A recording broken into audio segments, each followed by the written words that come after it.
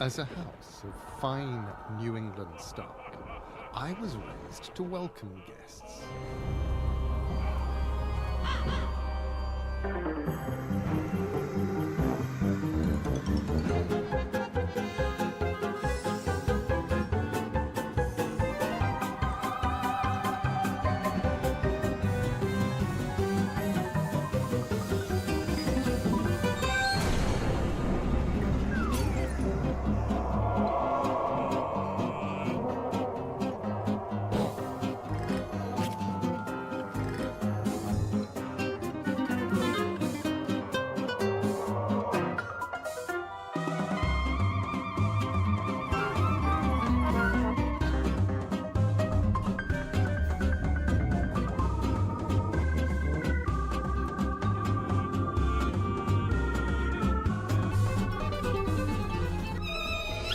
At last, dear ghost, you are free.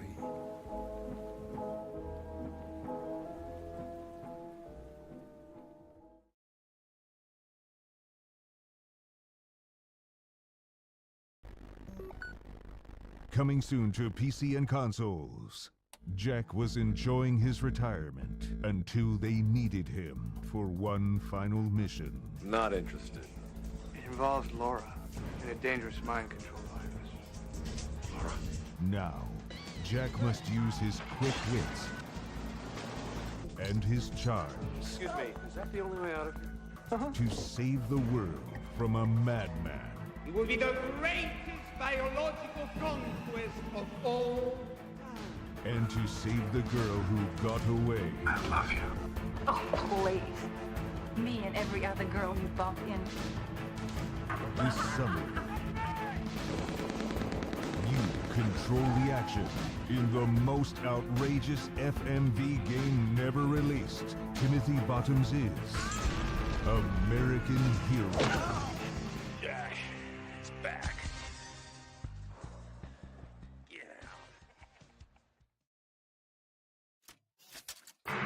Kirio walks these hallways, the ghost of the living. Is he roaming while others dream?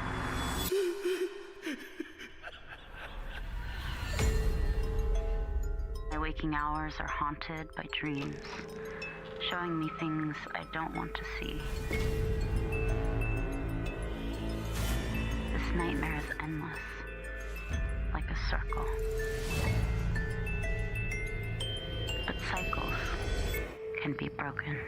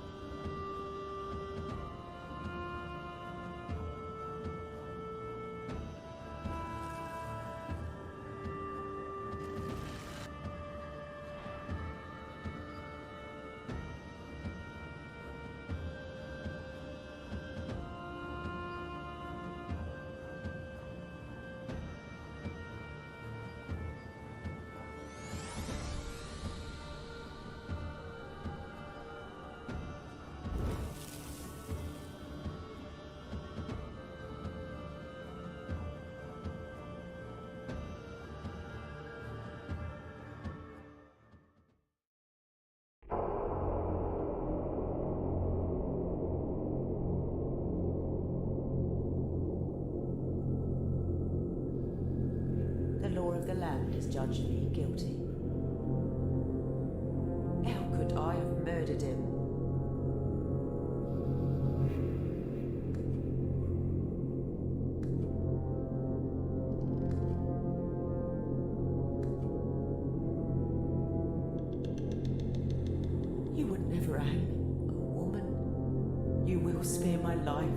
last moment.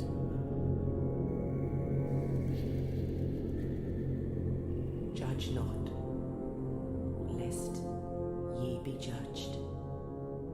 You will not be able to reopen my grave.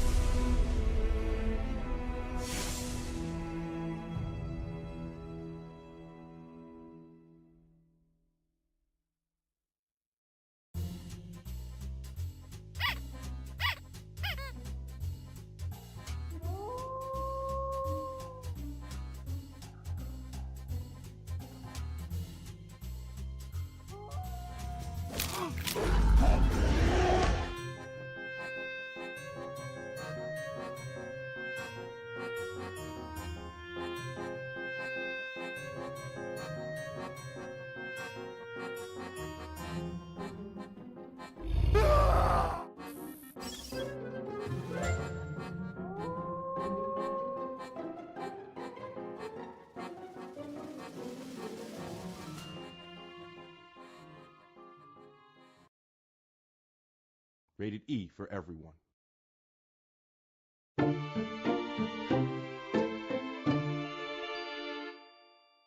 It's up to you as Nancy Drew. After years of traveling the globe and solving cases, I'm returning to River Heights to see my best friends, Bess and George. Hi, Nancy. Nancy, how's it going? And of course, Ned, the best boyfriend a girl could have. But this trip home quickly becomes one I'll never forget. Nancy Drew, you're under arrest for arson in connection with the town hall fire. I find myself thrown in jail, framed for the out-of-control blaze that destroyed the town hall. Drew, you're free to make a call. With my freedom and reputation on the line. What made you decide to burn down the old town hall? Nancy, I lied! I'm freaking out! And with the town turning against me... She's got a lot of evidence stacking up against her right now. You can't deny that. Got it! I begin to uncover a darker story. Oh my gosh! I did not start the fire. It's up to Bess, George, Ned, and me to track down the truth. If I were you, I'd cool it. Understand me? Get out! Or this case. Oh no!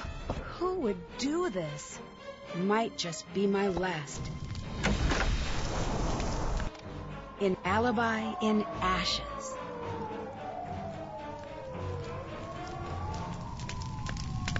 Dare to play.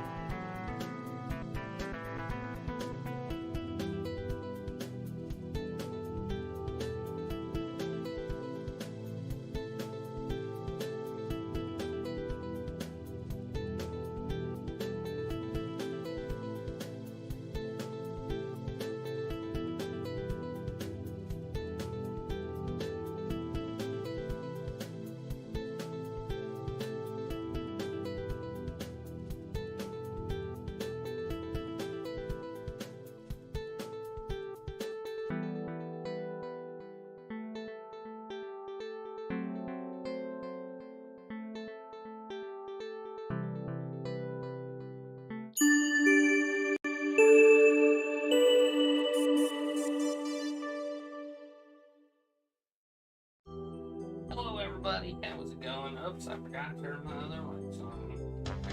Wow.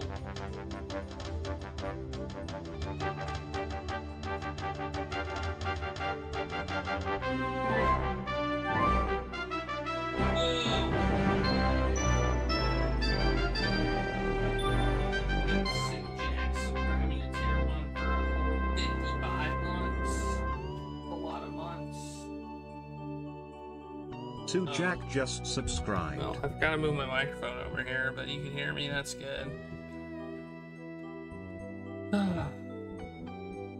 Oh, come on, microphone. I need a new microphone holder stand thing. Because this one's getting kind of jank.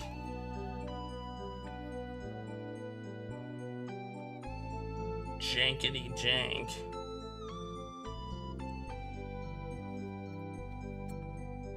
I did a little bit of rearranging also.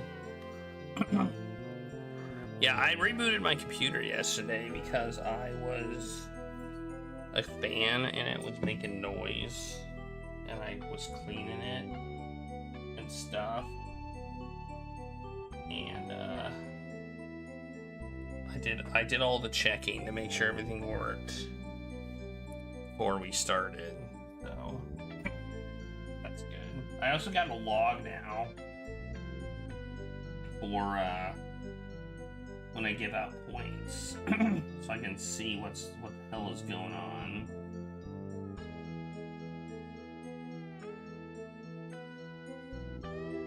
One thing I find interesting is I'm giving out fractions of tacos, but I don't think they're saving as such.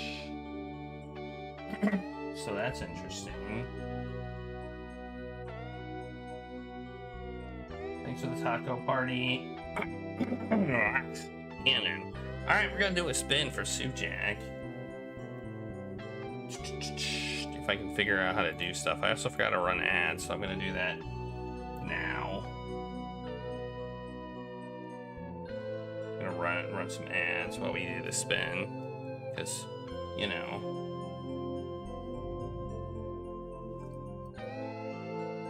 Why not?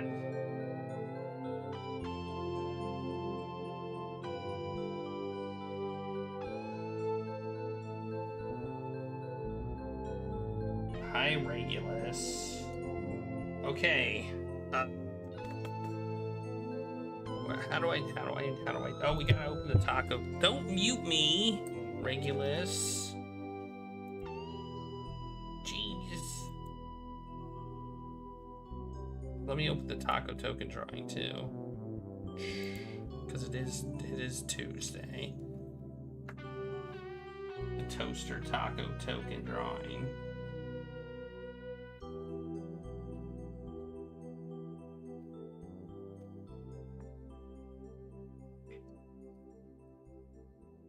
Okay. And then we go over here and click this button, and then we click this button to open the spinny spinner. Then we hit this button to spin it.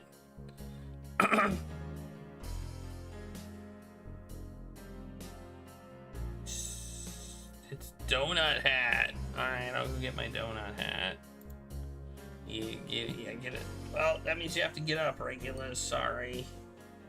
I don't have it immediately at my convenience. It's out here.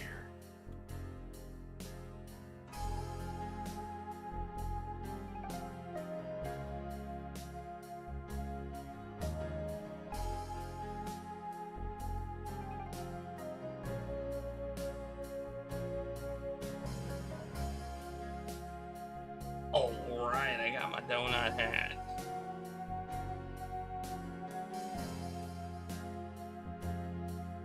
Be playing in donut hat. Looks kind of weird with my headphones on, but oh well. It's fine. I'm fine with it. It has donuts on it, and it says The Simpsons right there. But oh, I gotta give you a plunge too. Here's your plunge.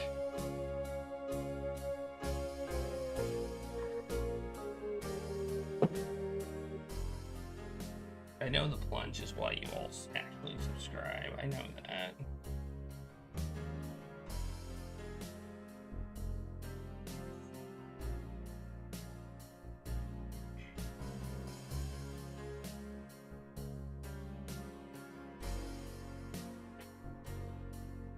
Well, hang on.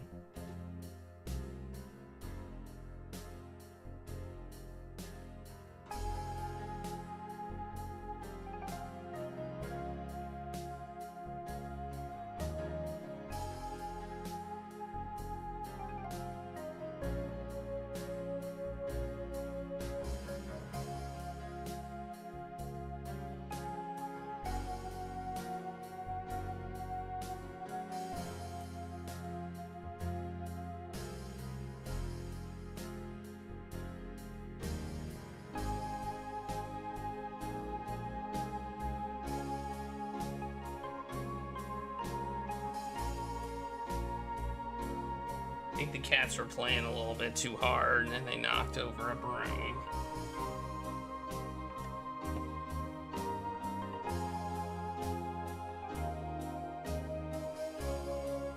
Okay.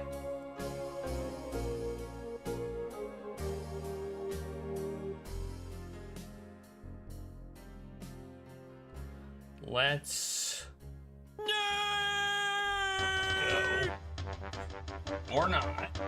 Oh, it's Stains Blue subscribing for 16 months. Woo!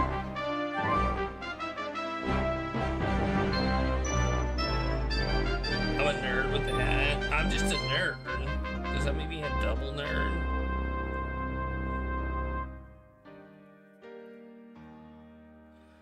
Stains Blue 69 just resubscribed for 16 months. Rock on, Regulus. Here is your plunge. Extra long plunge for Taco Tuesday. And you get a roll of the incentive wheel.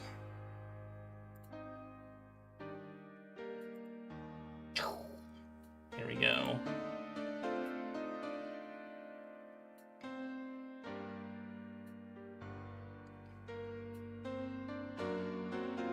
$50,000 tacos. Whoa, that's a lot of tacos.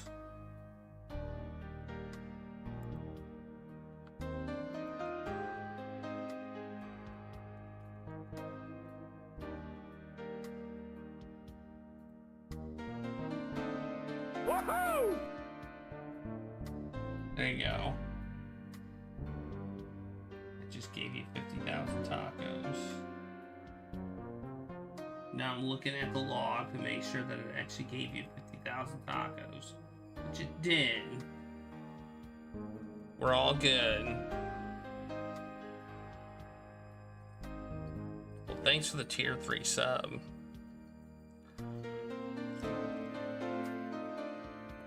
I appreciate that. I super appreciate all of your support.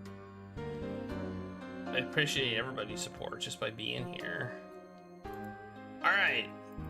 Does anybody else want a sub before we start?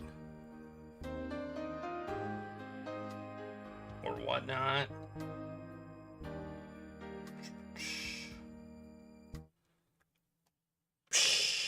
Alright. I was looking at the counters here and I was like, we haven't yoinked anything yet. Is that true?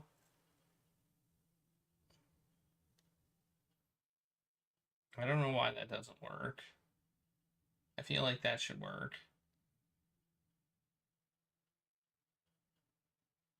I feel like that's good enough. Chelsea. It does seem like it should work. I changed my search thing and maybe I broke it. Yoink!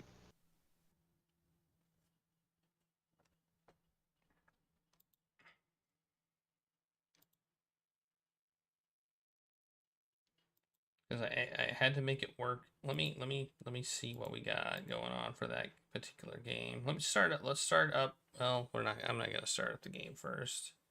If I do, it'll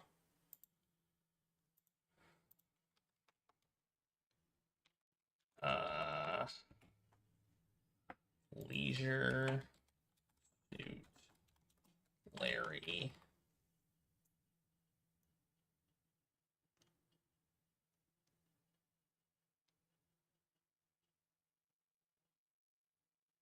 That should work. The hell? What the hell, bot? You're silly. You're absolutely silly. It's another test, and my bot failed.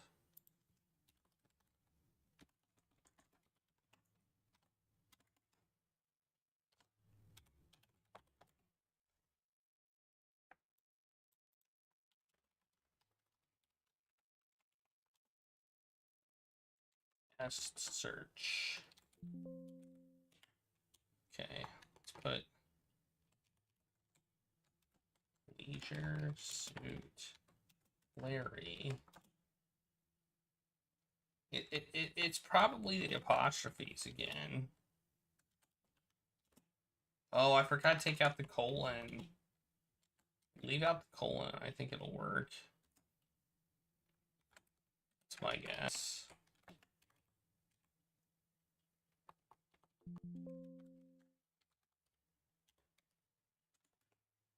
No, it worked. What the heck? It worked for me. What the? What?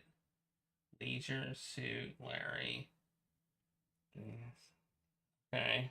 Well, now I'm confused. I'm even more confused.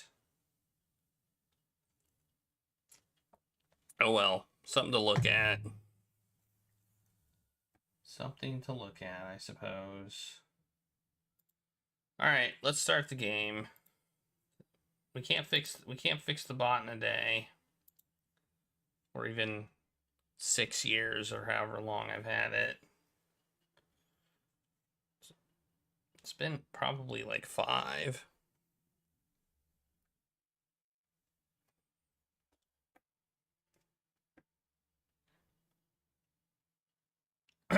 Yeah. You can also use the short name, which is the name. If you find it, it provides like a little name at the end. You can use that too. Or you can put just type the whole URL. That'll work too. Hey, the sound's working. That's good.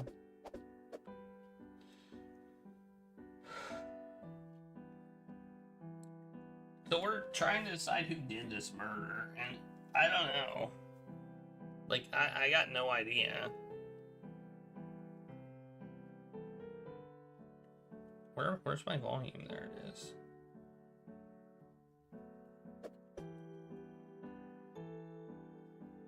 Also, the extension is cool. Okay, we're on this one. We're Detective Brainley. I don't know what his actual name is, but I still can't find her. We gotta find out who these glasses belong to.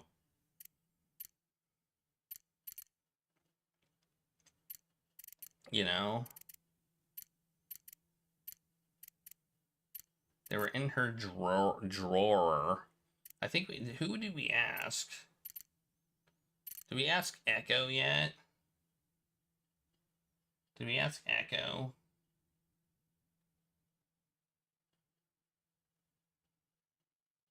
I don't know. Here's my notes. I got my notes right here.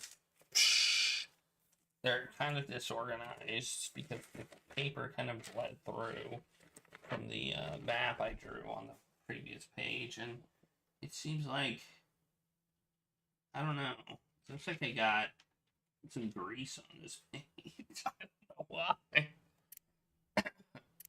So some of the text is smeared. Oh well. Alright, let's start the timer and go. Let's see what Echo's up to. I got 8 action points, and it's 3 o'clock. See if I asked him about the glasses. I didn't. I found a pair of glasses in Hetty's room. Why would she have them? See, that used the point. He pauses a little tense and scoffs. Why would I know? You've known her the longest, haven't you? Has Hetty ever worn glasses? That's a good point. That's a valid point. No, never seen it. Did she have any problems with her vision? No, that's ridiculous. I'm surprised by the intensity of his denial. Have you considered maybe they were just someone else's? Then why would they be in her room? Maybe someone left them in her room and she intended to return them later. Maybe she got them as a present for someone else. Hell if I know.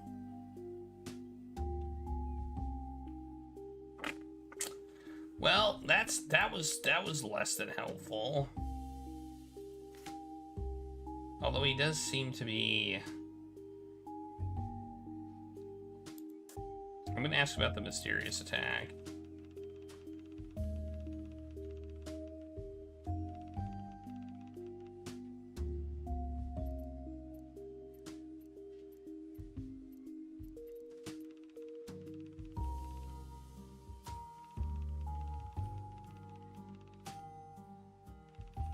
Wait.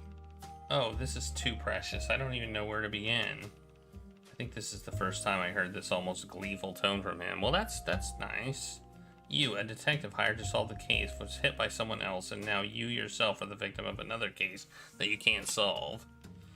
Yet, that I can't solve it yet. Right. Oh, this is so entertaining. It's almost painful because it's far more ironic than anything else I could have come up with. Well, I'm glad you are enjoying the situation at least. Oh yes, this is quite enjoyable. I wonder what Moses will think when he realizes he's hired an amnesic detective who can't even defend himself from robbers. I had no idea. I have no idea what Moses will think, actually, and it might not be good, but I can't show any sign of weakness. Well, whatever. Are you done? I prefer that for this to be kept private, of course, but tell whoever you want. I'm here to solve a case, not to protect my ego. Why did you tell me this? God knows, maybe I wanted to cheer you up. It certainly worked. We both stayed quiet for a few moments. If you were here before today, I hadn't seen anyone like you around. So take what you will from that. I think that was a peace offering of sorts. I'll keep that in mind.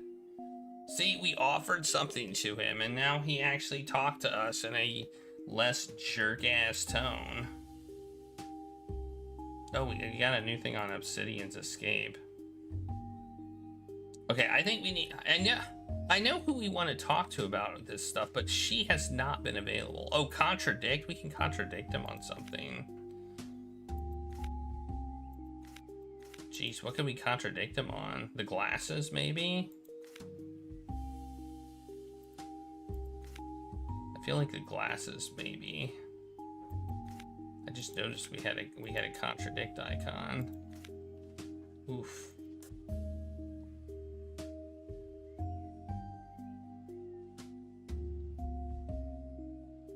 What was his statement about? He walked alone.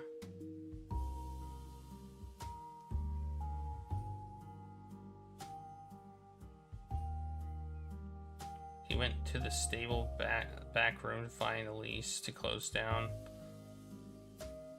On his way there, he saw... Is this contradicted by the escape?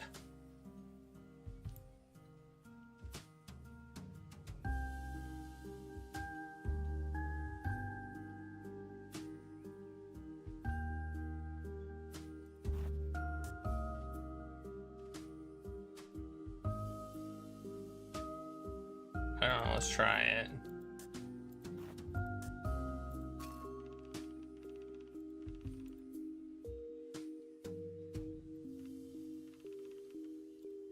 Okay. That's not it then.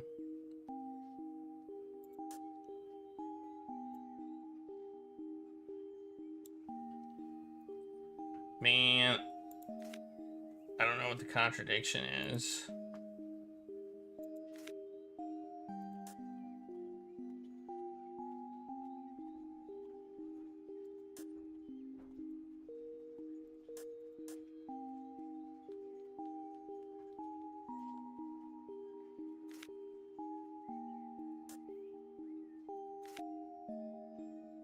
I didn't even notice one until now.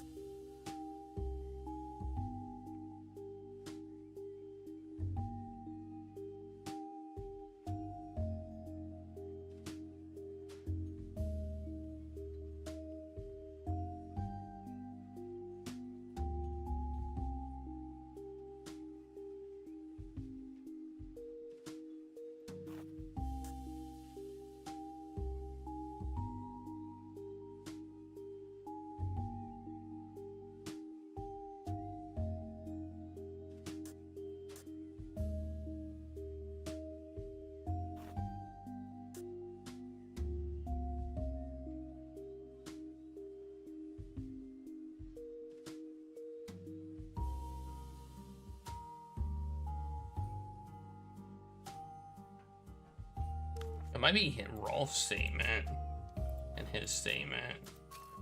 No. Because Rolf should have been there. If Aideen would have been back, then Rolf would have been back. And Echo didn't find him. So I feel like that's a contradiction too. But it's not giving me it.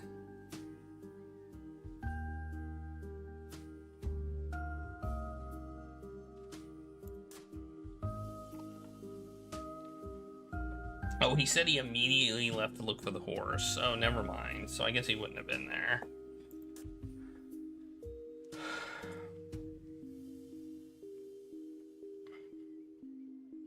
Well, I can talk to Jan about her contradiction. Because she's definitely got a contradiction. I don't know what his contradiction would be, though.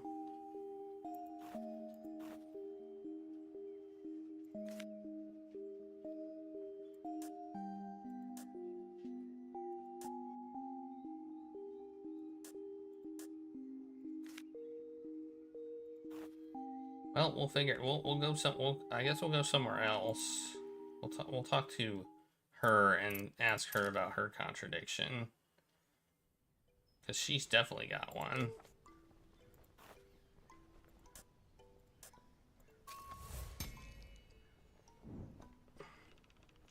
She told me she was with Aideen on Monday in her train car, but I already found out that Aideen wasn't home. She was out with Rolf. So, Aideen already told me the truth. She wasn't with you on Monday. Okay. Okay, that's all you have to say? She shrugs. I really was in the trailer the whole time. I was just listening to the radio. You remember when Aideen came back? Yeah, 7 p.m., right before Echo came by. Okay.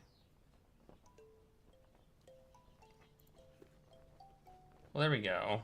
We updated her statement. That's good.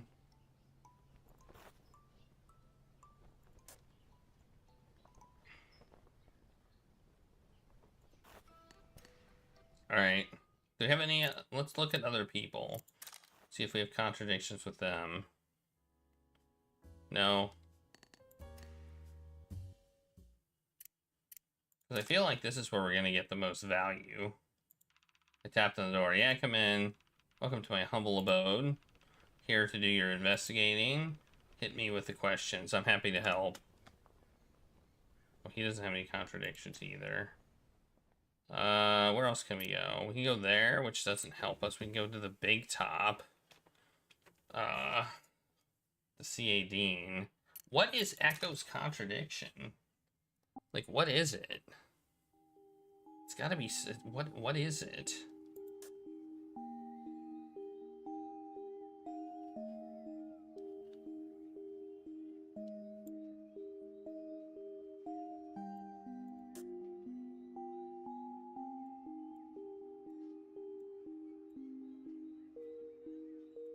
Oh, it might be this one. No?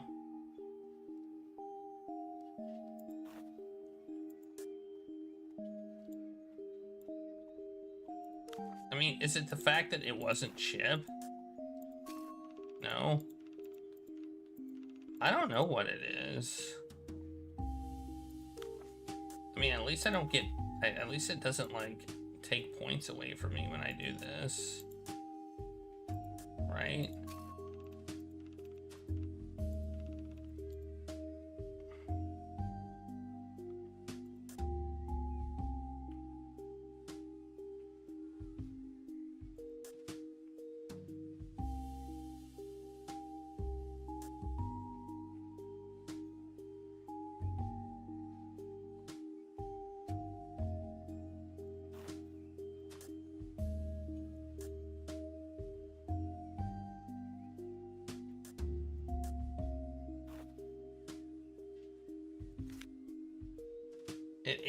It is kind of Phoenix Wright-esque, I guess.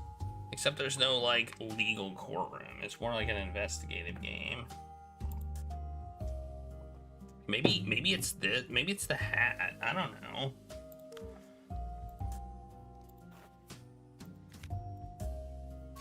No.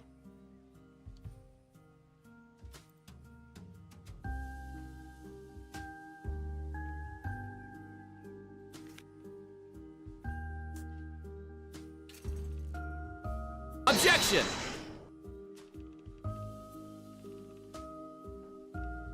Yeah. Okay, we didn't get anything from that. I didn't mean to ask that question. It is interesting. I'm having a lot of fun with it. It's so far it's a good game. I've been taking a lot of notes. I've been having fun trying to figure out the mystery, which I have no clue who did it. I'm trying to find a contradiction. Most of these I've just been like, yeah, that's a contradiction, but this one I don't know. It might be because I have had a few days.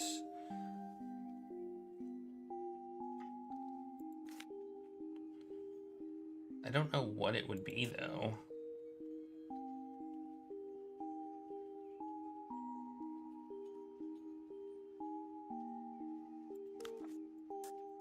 I don't think it's that. But I thought maybe she was wearing glasses in it or something, but that doesn't make sense. She's not wearing glasses in this, is she? No, I don't think so. Dude, I have no idea what the contradiction is.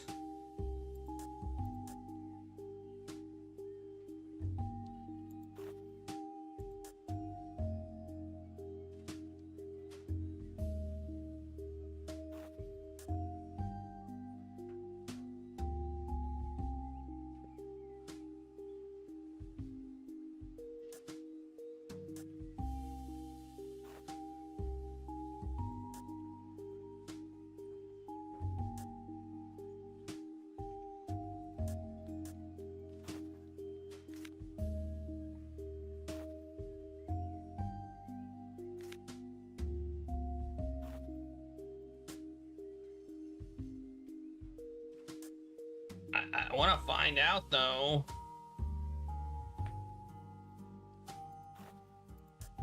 He said he was walking alone on Monday night, and when he found Hattie's body at 7 p.m., he went to the stable back room to find Elise to close down the crime scene. On his way there, he saw Chip walking to the train cars wearing his gaudy cowboy hat. Afterwards, he went to inform Aideen, who was in her trailer. That seems... I mean, I feel like there is a contradiction here, but he should have seen Rolf as well, but he didn't, which I feel is weird. But we've tried all of those. We've tried this, and we've tried the escape, but that doesn't work.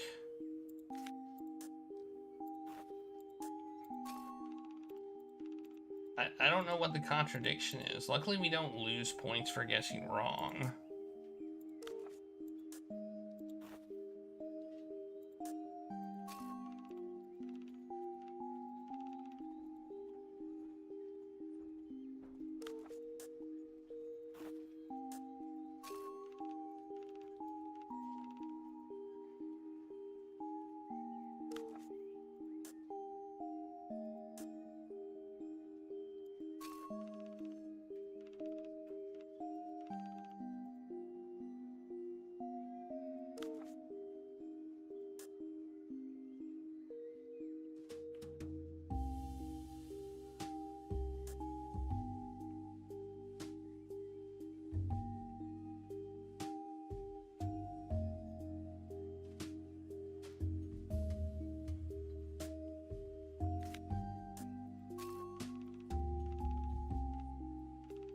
Was that contradiction thing before I asked about the classes?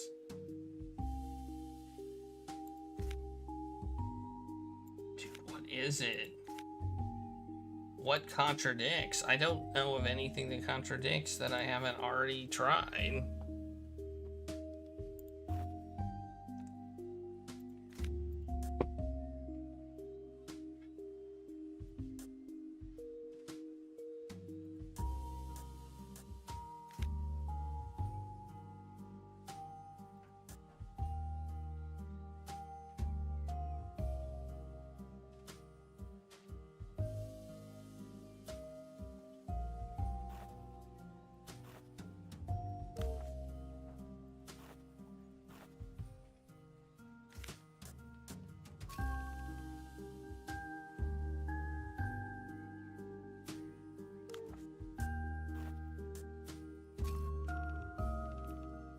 I don't know.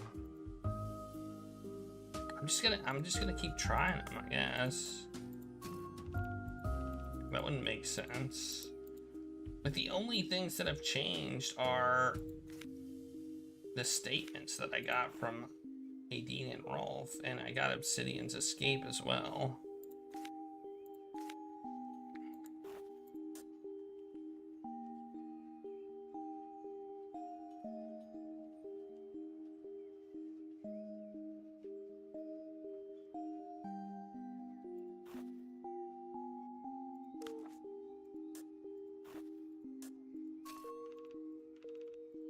I don't know what the contradiction here is.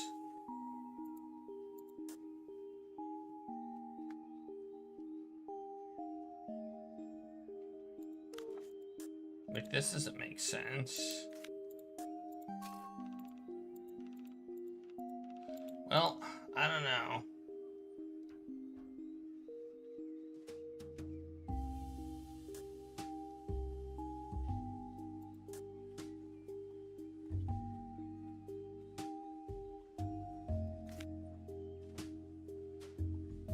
What if I hit L? Oh. I get this. Does anybody know what the contradiction would be? He didn't, there's no statement about the glasses either, so I don't think it has anything to do with the glasses. I tried all of his against, I think, all the statements, so it's not his statement.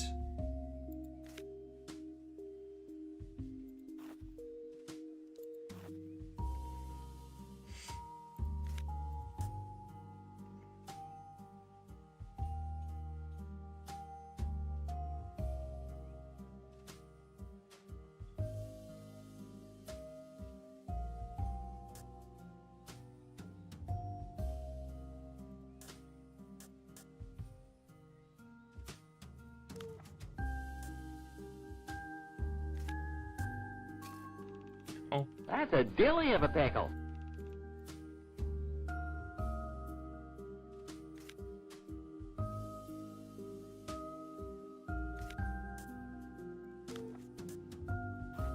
I mean, I don't know. Beats the hell out of me.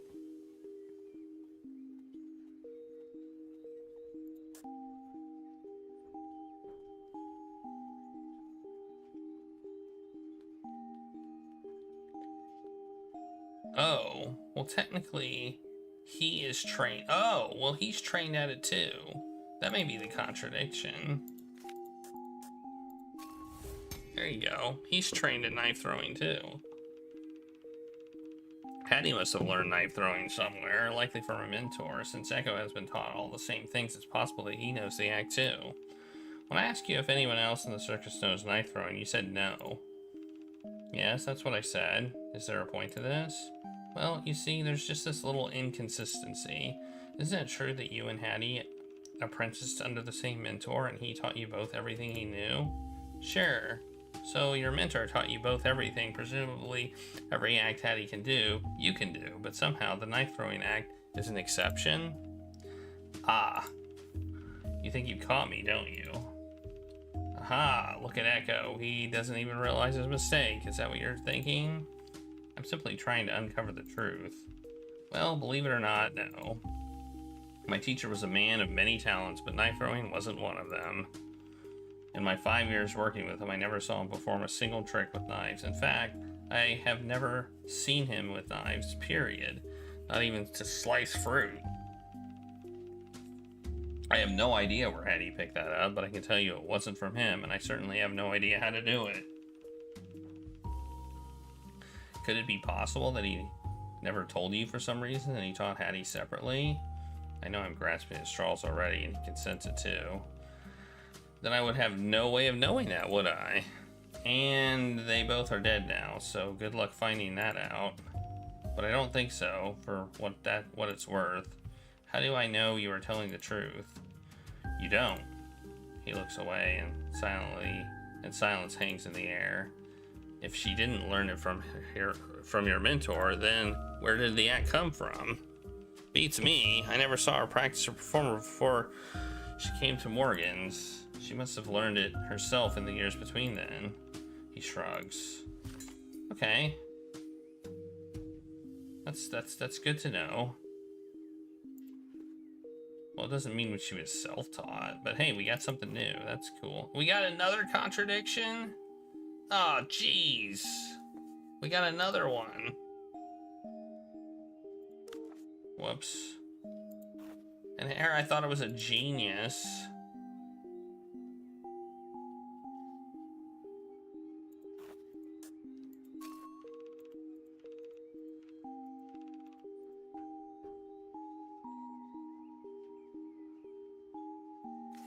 We got another contradiction.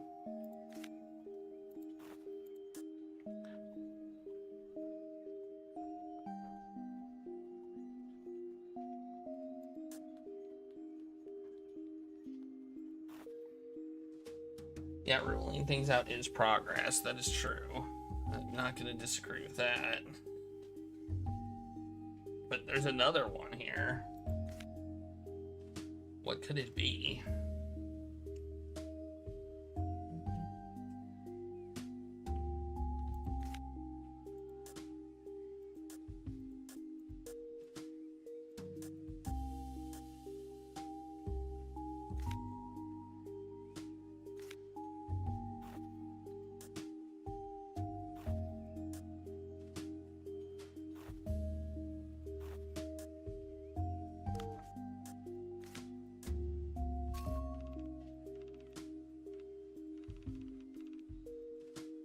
Oh no, Austin, you're not supposed to do that.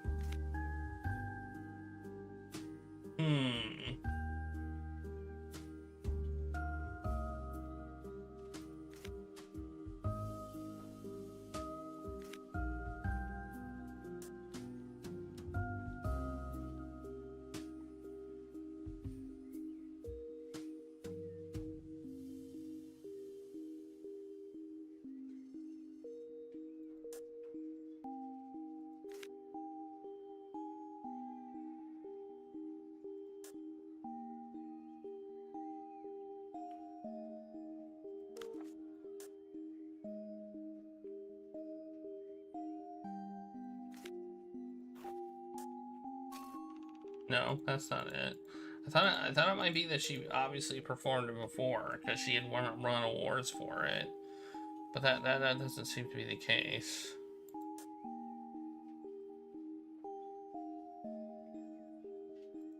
What's the other contradiction?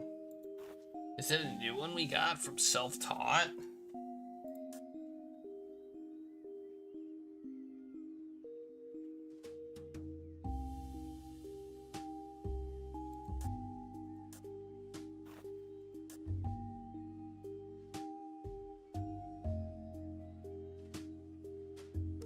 I mean, I guess we can try it. Or did I already do that? No.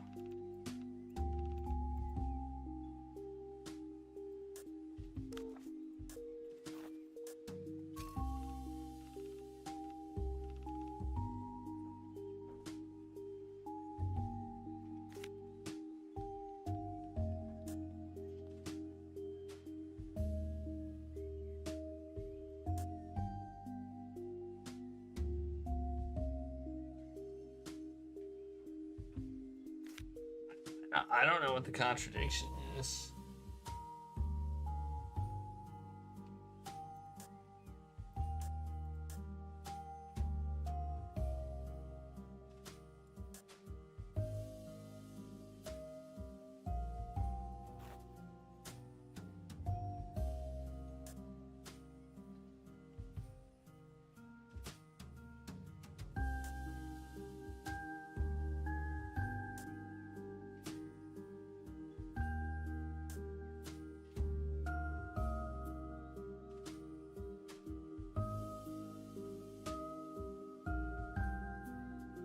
I feel like the Hattie was never seen performing or practicing knife throwing before she came to the circus.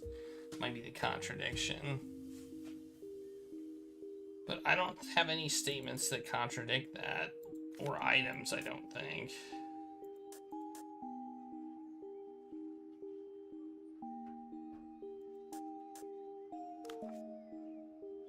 It feels like the contradiction there.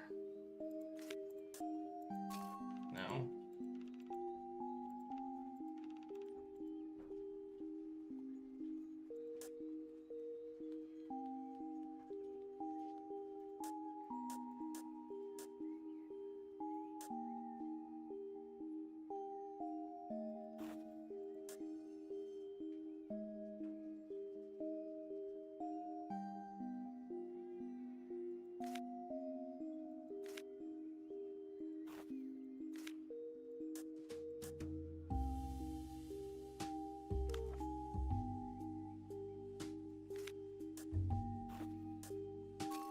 No.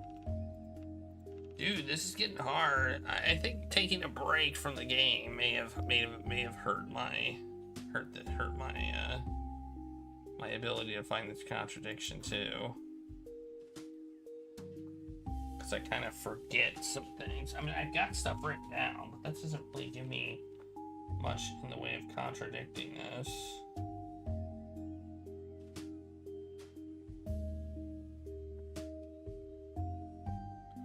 Anything that mentions knife throwing? I don't think anything does. That's the problem.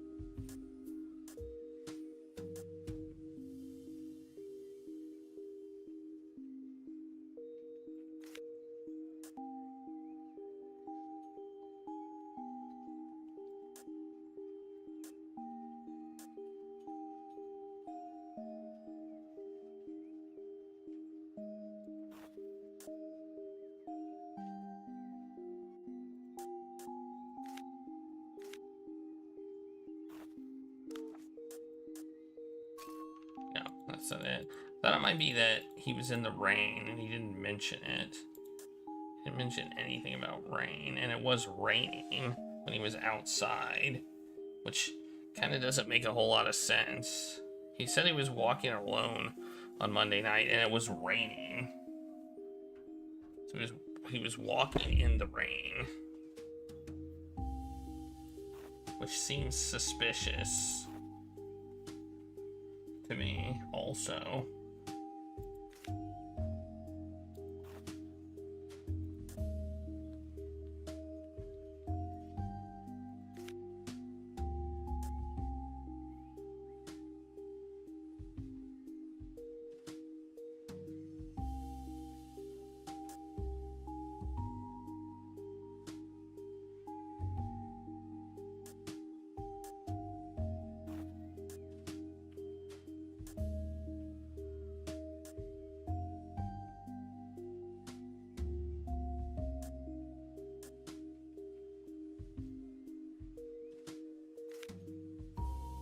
I don't know what the contradiction is here. I am very confused. I mean, technically we can use them in the contradiction, but well, wasn't she? I don't know. I guess we'll try the self-taught and her. No. I don't know.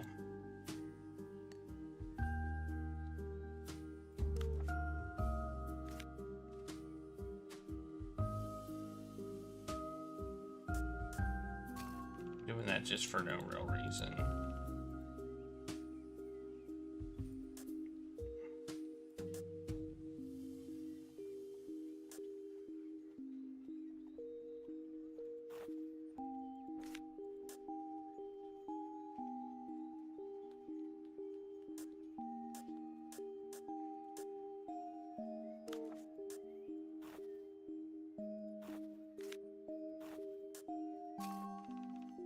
Like, I feel like the contradictions to this game have been pretty straightforward and obvious. That's the thing. No, it doesn't. I tried the flyer already.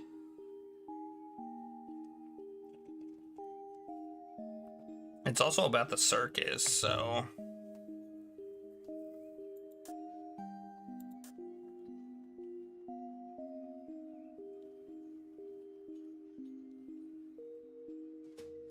I haven't seen anything else that mentions knife throwing.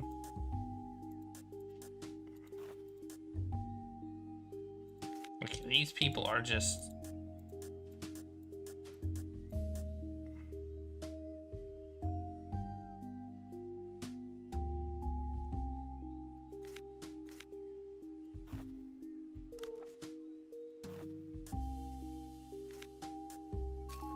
I mean, I don't think that's it either.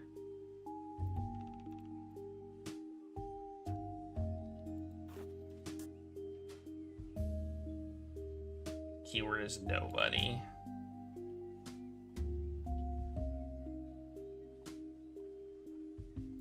Like, it's gotta be a contradiction with his statements as well. Like, obviously, I can't contradict stuff that he doesn't know about.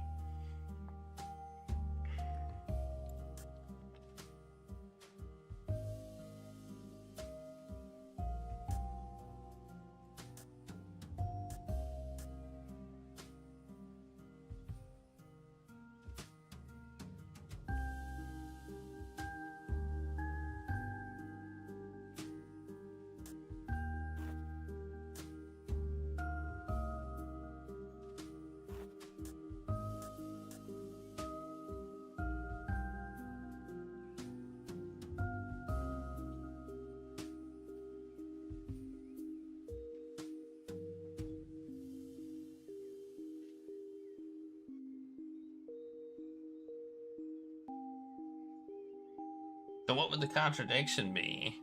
Who and what and what? Like, what statement and what statement and or thing? That's the question. Aideen, she's the fire person / the assistant.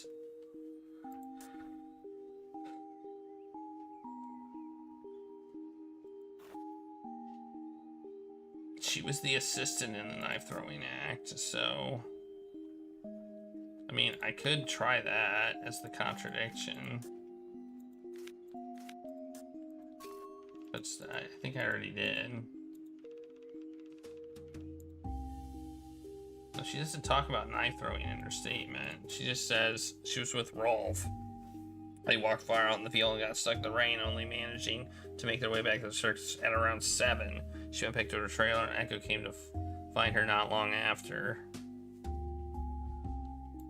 I don't know where the contradiction is. I don't know.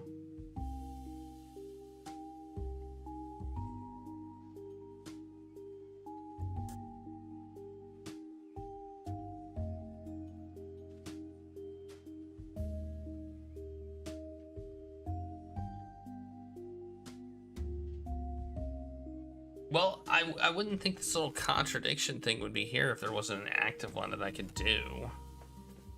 I mean, I will ask her, but I'm trying to figure out what this contradiction is so we can move on. I just don't know what it is.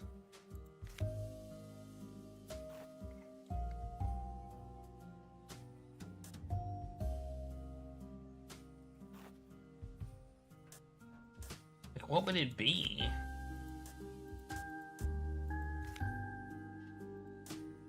I guess I'll just try and brute force it.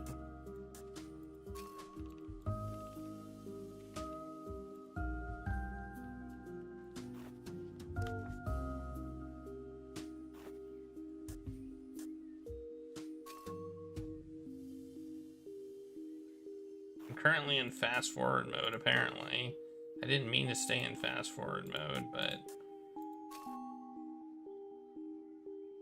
how do I get out of it? Oh, I hit the space bar. Okay.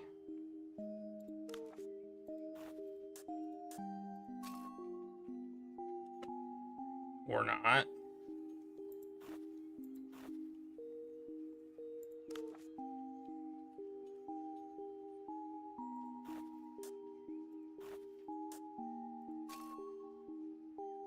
How do I get out of this mode?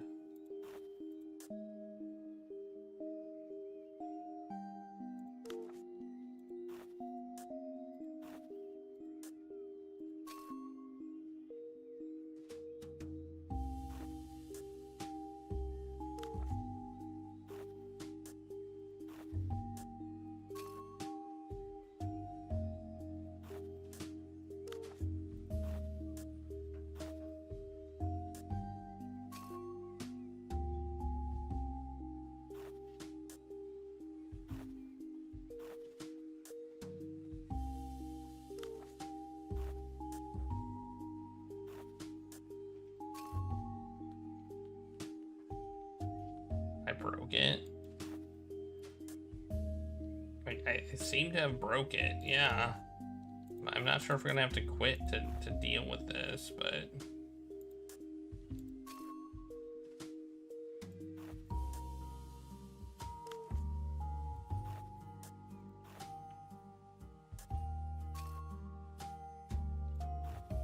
like, I don't know.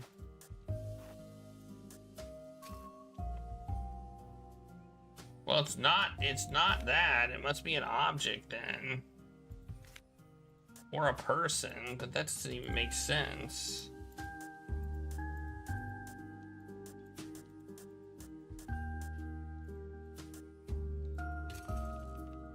Whoops, I didn't mean to ask that question.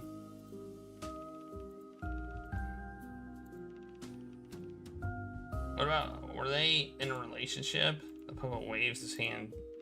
That's their business. How would I know? I'm not their father. Well, I didn't mean to do that. But hey, it didn't fast forward, so maybe it's fast forwarding because it was the same dialogue.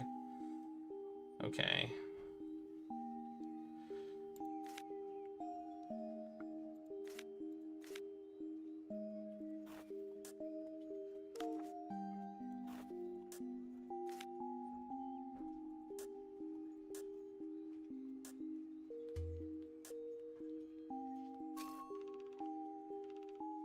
I don't know what it is. I don't know what the contradiction is. But it says we have one, so...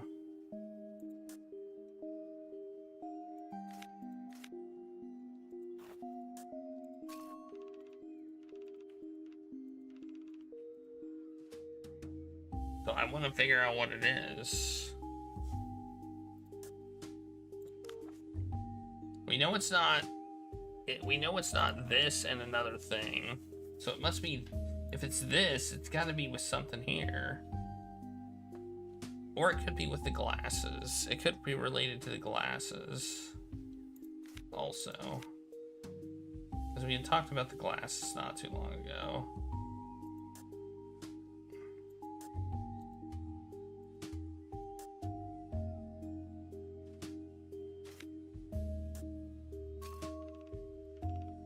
Dude, I have no idea. Alright, I'm gonna leave here, I think. We'll figure this out later, I guess. I'm gonna go over here. I'm tired of it. We're gonna watch her perform her act or something. When I enter the tent, the sights startle me a bit. It's dark inside. Most of the lights have been turned off, and the thick tarp of the tent block out every bit of sunlight that threatens to seep through. I mean, is it possible we have our first moon logic? I have to blink to get my vision adjusted to the darkness inside. Or will it be obvious? Standing in the center of the ring, face dimly lit by a ring of soft lights, is Aideen. She's holding a thin torch the size of a drumstick, twirling it between her fingers. With a mysterious smile, she leans her head way, way back. She opens her mouth and inches the flaming torch towards it. The room is quiet. In the light of the dancing flame, everyone can clearly see the flame touch her tongue. The anticipation is palpable. Palpable. Somehow I feel as if I'm tasting ash and feeling pain myself.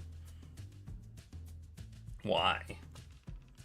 All eyes on her, she closes her mouth around the flame. It's dark inside. Most of the lights have been turned off, and the thick tarp of the tent blocks out every bit of sunlight that threatens to seep through. She smiles and walks over to a nearby table, picking up another identical torch. She dips the torch in the bottle of fluids on the table and carefully uses a towel to dry them off. One hand holds the two torches in an X shape while the other produces a lighter. She touches it to one of the matches. Now, everywhere the flame goes, it leaves a trail of fire. She swipes the torch lightly over her bare forearm, and just as she said, a line of fire appeared. That was hurt, right? But she calmly wiped it off with her other bare hand, as if it were dust on an old jacket. Have you ever wondered if you can move fire through your tongue? Someone sucks in a sharp breath loud enough to be heard through the tent. She sends a look in that direction, but keeps talking. No, just me, I suppose. Guess so. Everyone laughed. You want to see it? Yeah! Really? Yeah! Very well, here we go.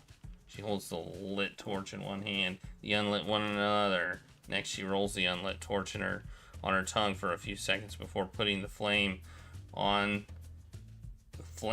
out on it. The flame appears in her mouth, tiny enough to be the wick of a candle. She moves the unlit torch back, using her tongue flame to light it up. It works. The flame jumps over and immediately expands to match the other side. She holds that pose, 3 points of light dancing in the darkness. It's somehow horrifying and fascinating at the same time. Amidst the applause, she finally closes her mouth and put out the flames with a shake of her wrists. Amidst the applause, she finally closes her mouth. Sorry, I didn't see you earlier in the dark. For some reason, it skipped that. I don't know if I hit space or not. That was great. Doesn't it hurt? Probably shouldn't have I probably shouldn't have feel proud of making a 12-year-old laugh, but I do. You can't imagine what trying to eat a meal like that. You can't imagine what trying to eat a meal felt like in those first few months. Oh, how long have you been at it? I learned the basics when I was a teenager, but I started performing professionally, I don't know, 7 or 8 years later. Now that she's seated, he's floating. Now that he's seated, he's floating at 9 feet tall. Everyone has to crane their necks to see him.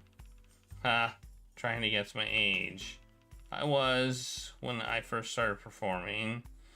I'll leave you to do the math. What does it taste like? What? I'm confused by the words that were just said. The fire is just fire. It has no taste. What registers on my tongue is mostly just gasoline. A little bitter, a little sour. If you close your eyes, maybe you can mistake it for alcohol. Are you supposed to drink that? Isn't gasoline poisonous? Only slightly. In all seriousness, no, you should not drink it. I used to do another trick called fire breathing. Basically, you hold a mouthful of fuel and blow it into the open air. It makes you look like a dragon. You were not supposed to swallow any of it, but sometimes I couldn't help if some of it went into my stomach. It gave me cramps like you wouldn't believe, and sometimes it felt like the fire had made its way to my heart, burning all of my blood as it pumped. Well, that's no good. I had to drink 2 liters of milk every day. Apparently, it soaked up the gas. That sounds horrifying. You stopped, right?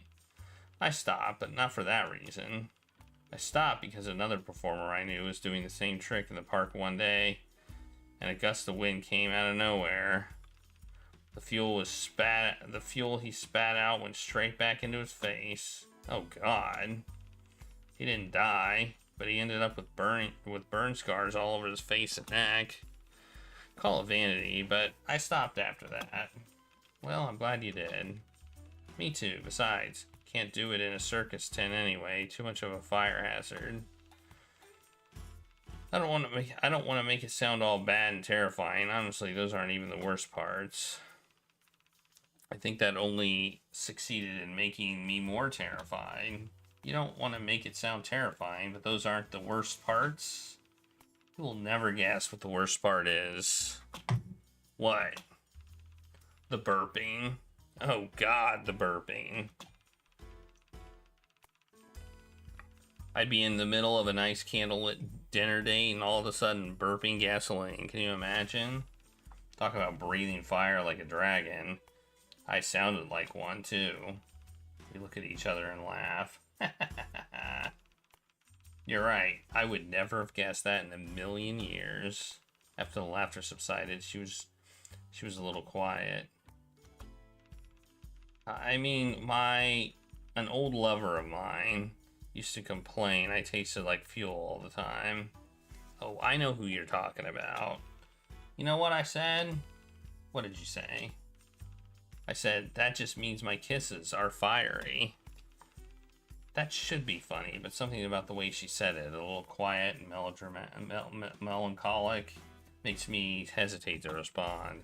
She seems to realize that too, and hastily switches topics. Anyway, it's more fun than you think, and the coolest party trick ever. But probably not something you should do every day for the rest of your life. One day, probably not long, I will have to figure something else out. Especially now that I have someone I need to take care of.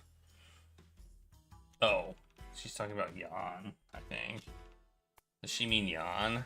I see. I want to see her grow up, and I can't do that if I have too much gasoline in my blood and ash in my lungs, that's true. Still, I'll be sad to let this go. We sacrifice some things for things we love more. Yes, that's right. Anyway, sorry I've been such a downer. The performance was still fun, right? Did you need me for anything else? I do, yes. I have some questions. I have a contradiction. What was I gonna contradict her about? I feel like I was gonna contradict her about something.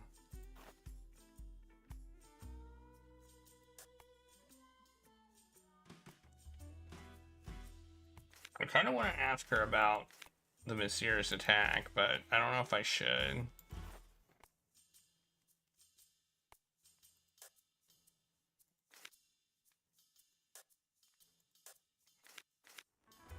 I asked her about the glasses, didn't I? Yeah, I did. Yeah, I kind of do want to ask about the self-taught thing. It does. Do you have any idea where Hattie learned her knife throwing act from? From her mentor, I assume. The magician she and Echo studied with. Sorry, I don't remember his name. Well, Echo told me that she didn't learn it from him. He thinks Hattie came up with it by herself. I remember when Hattie asked me to practice the act with her, she said it was a new act, but she never told me where she learned it. Maybe she'll have notes on it, or maybe she just got the idea from one of her books. Her books? Yeah, she has a bunch of books about magic. I've seen her reading them for research. Well, is it possible for me to take a look at those books or her notes? Where are they? They're in her room, train car number 3. I already looked there. You know how to get in there? Kind of. Don't worry about it. Alright then. What? Did I miss? I was very thorough in there. Maybe this is just new info. We got some we got a contradiction. Ah, my hat fell off. We got a contradiction too, but I don't know what it is.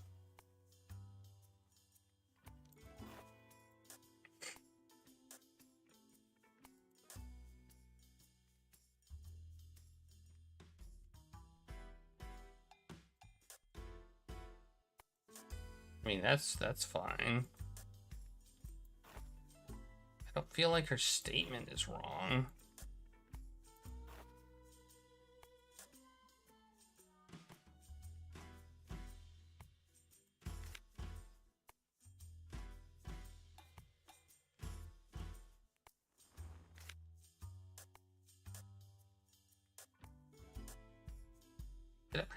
I don't want to go there and not. She said I should look for some books. I think this is important. I think this is important. I'm gonna do this because I think it's important. There are books right here.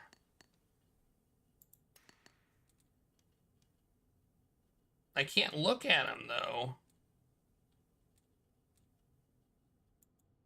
Can't look at the books. It won't let me.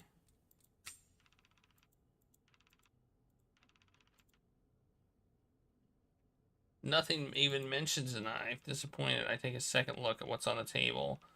That's when I notice a small shelf with a drawer on the left side. It's not locked. I slide over the drawer open. Laying inside the drawer are some personal letters and a pair of glasses. The lenses are thick and curved. Well, okay. Well, that didn't give me anything. It got me nothing.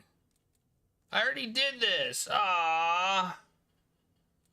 I wasted an action point.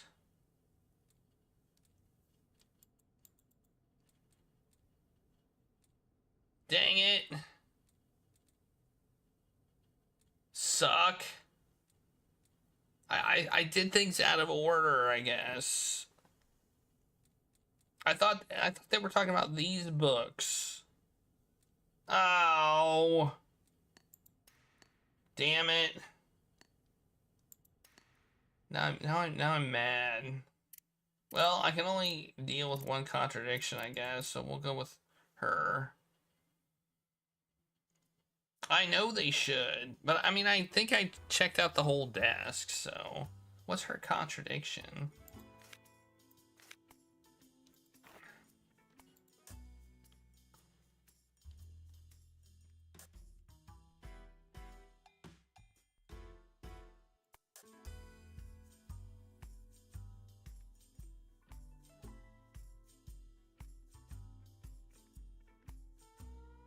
Well, let's see what it says when I have a bad one.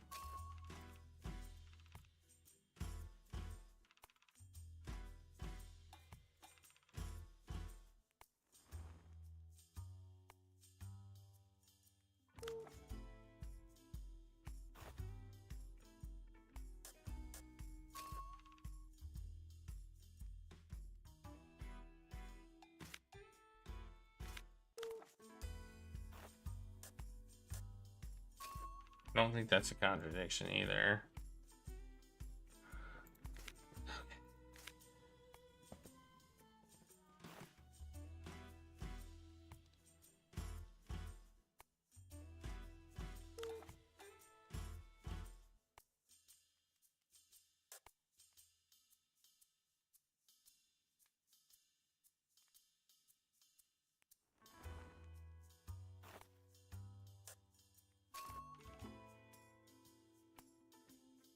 I'm having a tough time figuring out these contradictions.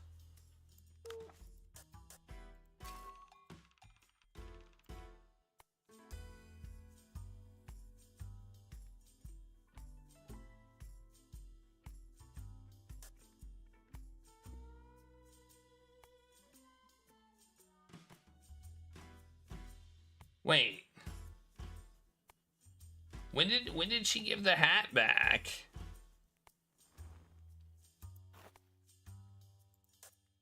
She said she gave the hat back. When did she give the hat back?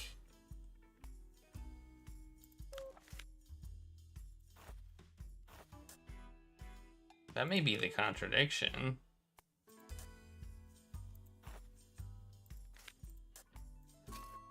No.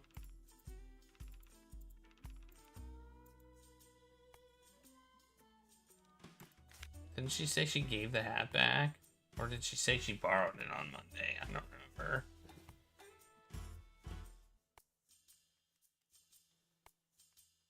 I looked at the books in her room too, and I found this note.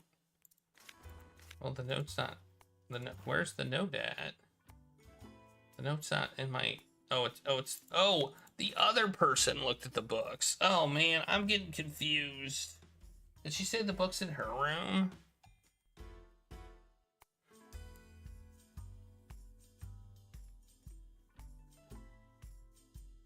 She said train car number 3.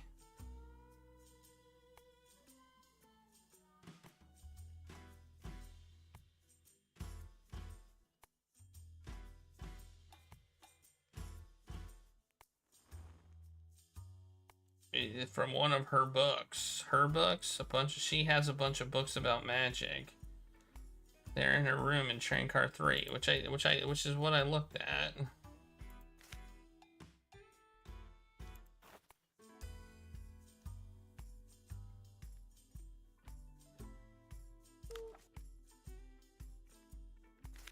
Dude, I don't know what the contradiction here is either.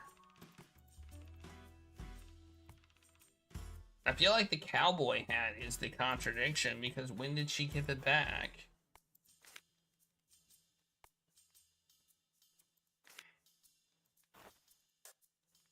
Because Chip had it. You know?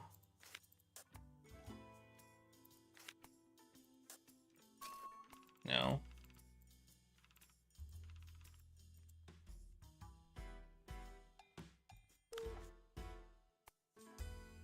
Dude, I don't know.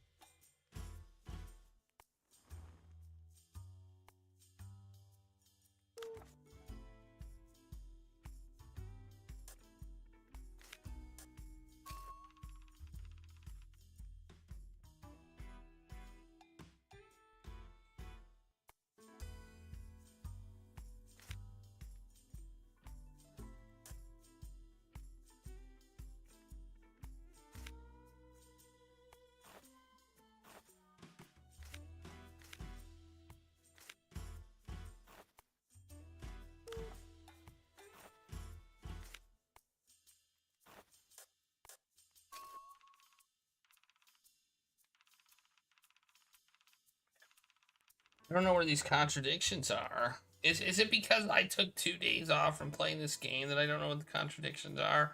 Or are these like moon logic contradictions? Like, I feel like these might be we might have stumbled upon the moon logic territory.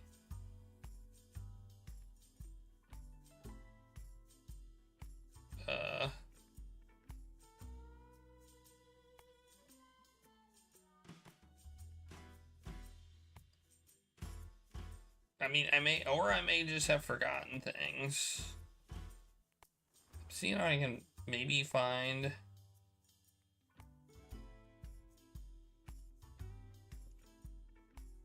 Or maybe it's because I'm a dingus. That's possible.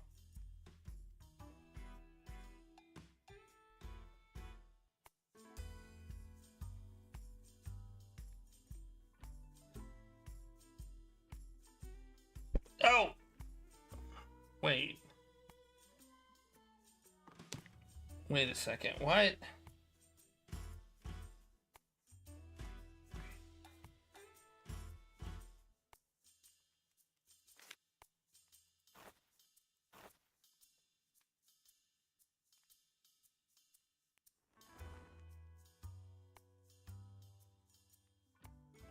How is that a contradiction? How is this a contradiction? How is this a contradiction?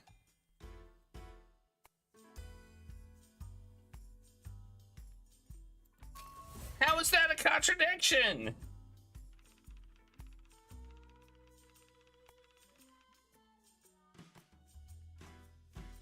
That doesn't make sense. What? Wait, we're suddenly making the assumption that they're her glasses.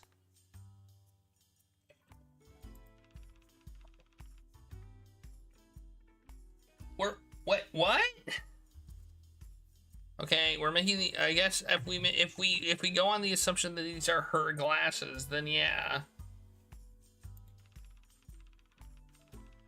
She's not looking at me. She flicks her wrist idly, watching Ash flashing the tip of her cigarette.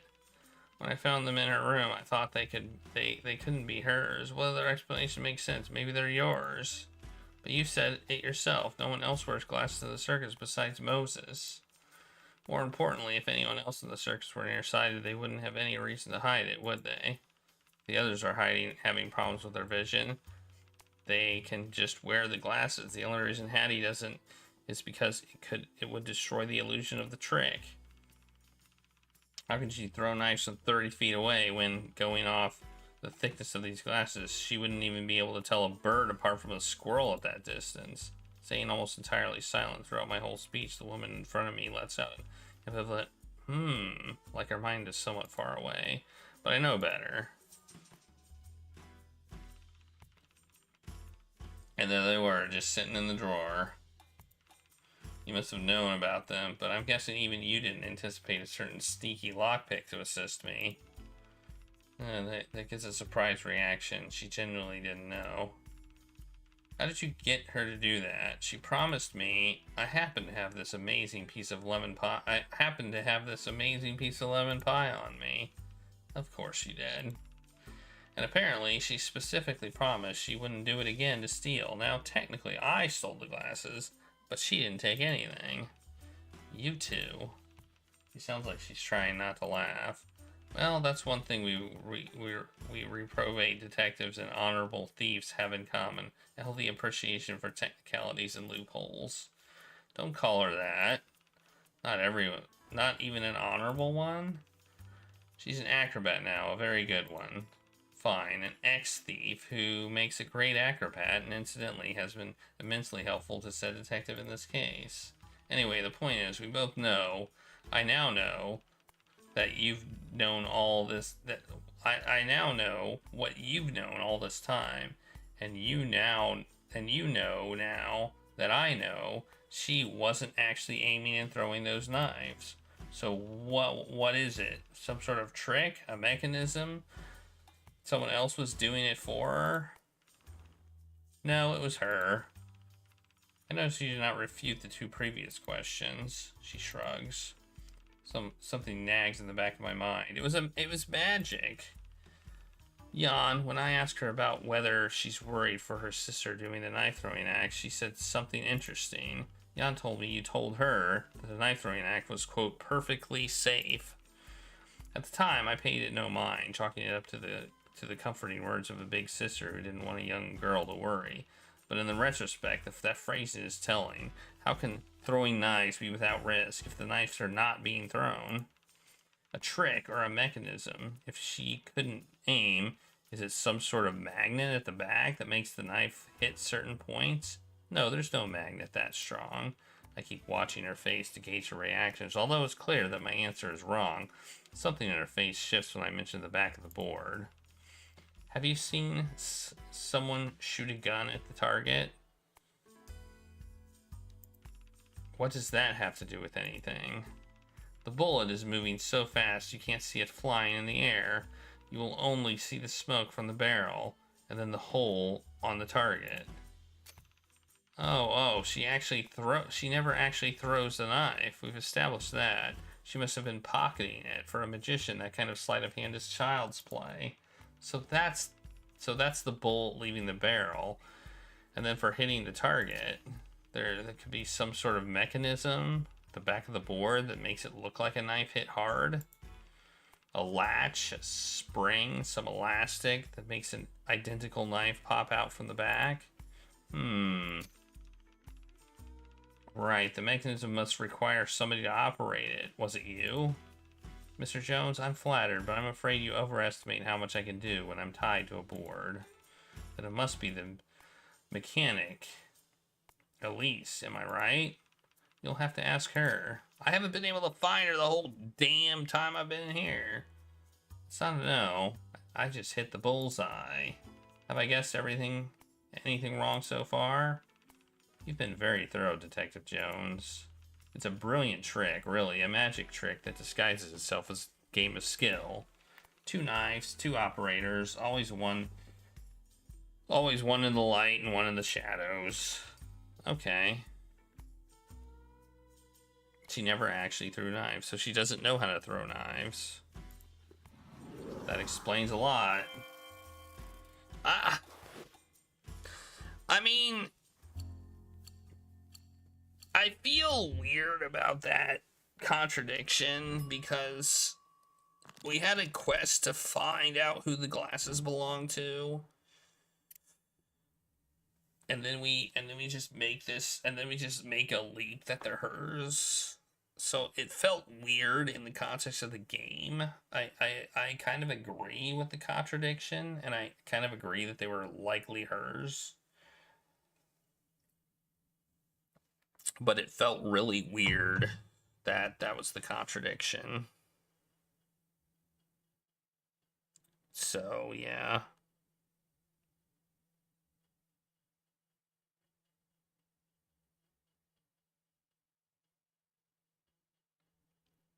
I think that might have been the one with Echo as well. It might have been the same contradiction.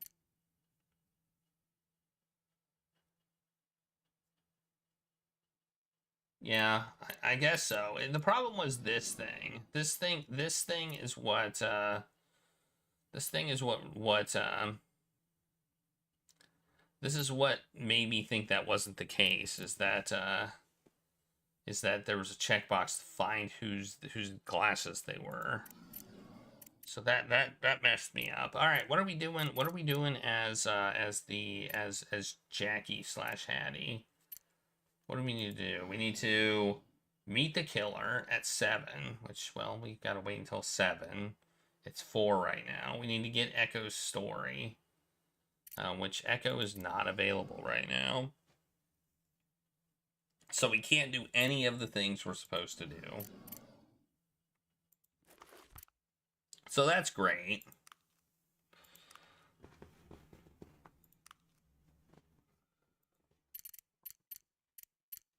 So I guess we'll just go various places. Let's see if there's any contradictions. I think that's where we're gonna go. We're just gonna see if there's any contradictions with anybody.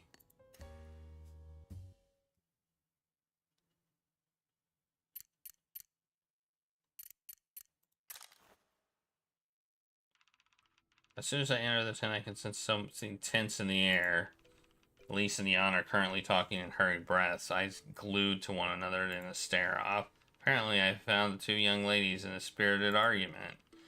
That's not how it works, Jan. Unhappy with how she has to look up at Elise in her confrontation, Jan huffs and jumps into the sofa before continuing her argument. It's stupid. You are just being ridiculous. And you are, like, old.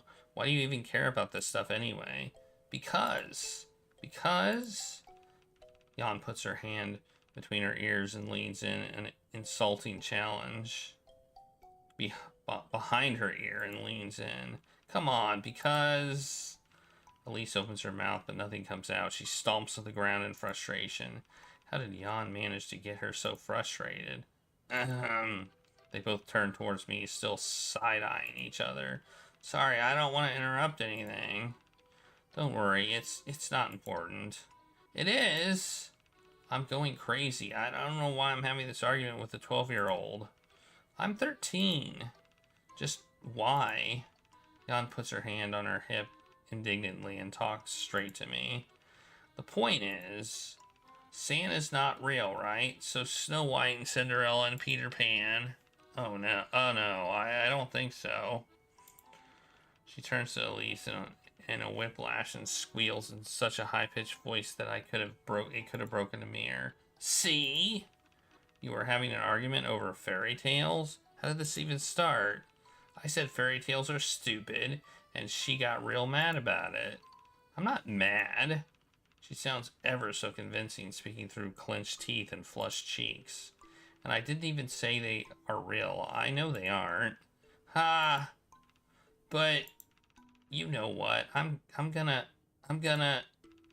from the anger or the panic, she sounds a little out of breath, even though she hasn't moved at all from where she was standing. She takes a moment to catch up with her breathing and then makes some kind of determination and sets her foot down. I know they're not. They're just stories. I just like them, okay? What's the point of arguing about it besides being mean? I used to have a book and I wanted my dad to paint the castle on my walls, and then he laughed too. Yeah, it's so funny. Laugh. I don't care. I can paint my own walls now. So what if I believe him? People do that all the time with liars, with luck, with magic, with Hattie. Sometimes people just need it too, to believe that their life will be a little better. But we are not stupid. And so what? So what if it's not real? The Bible is not real either. Well, the Bible is stupid too. Whoa, let's not get blasphemous here. You didn't mean that, right? She glares at me from her high perch on the couch. Okay, let's get back on topic. Who do we say is right?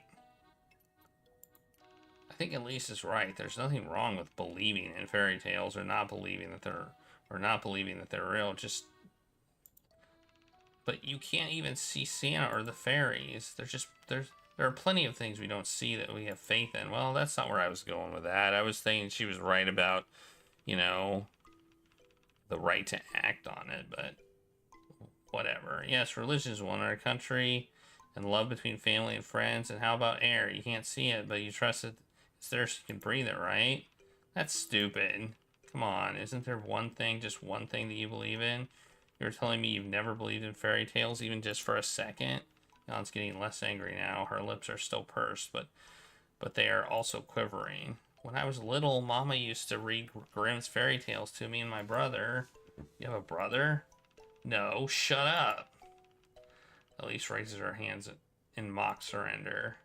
And her favorite one was the one with the brother and sister. They found their way back from the woods with the candy house. I can't remember the name. I can't believe I don't remember. She's getting frustrated with herself now, knocking her head with her hands. Hansel and Gretel. Jan looks at her in surprise before reluctantly nodding. Yes. We used to ask Mama to tell it every night before bed. I can't believe I forgot the name. There's a brother and a sister, and they are so smart. When their stepmother convinced her father to abandon them in the woods, they made a trail with pebbles and found their way back. But the stepmother locked the door the second time. They couldn't get any pebbles, so the father leaves them in the woods again. And there was a house made of candy, but the candy house was just a witch's trap. The witch was trying to eat them, but they found a way to kill the witch instead. And they ran back home, and the stepmother is dead. And they got all the witch's jewels so they could have money and lived with her dad, and they lived happily ever after. It always ends like that. And then Mama died.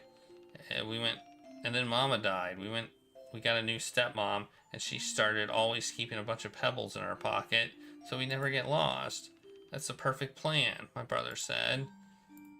But Father didn't take me to the woods. He sold me to someone else. And I was alone. No Hansel, because, of course, he's not going to sell Hansel, because Hansel is a boy. I still had the pebbles in my pocket. But then those people took me on a boat. And what good are pebbles on the water? They just sink. I never find it in my way back.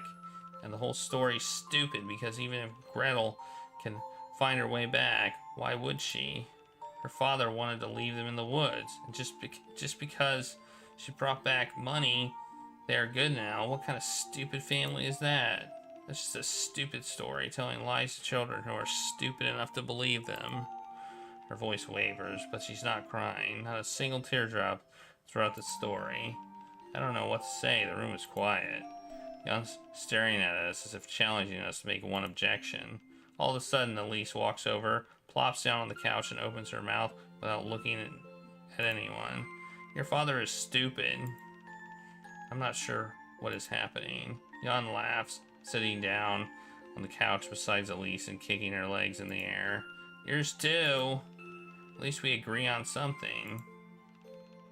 They're both rolling around on the couch, crying from laughter. Occasionally, one of them gets tired and out of breath, but then they take one look at each other and the laughter starts all over again. I just stand there feeling like this is a moment they should have to themselves.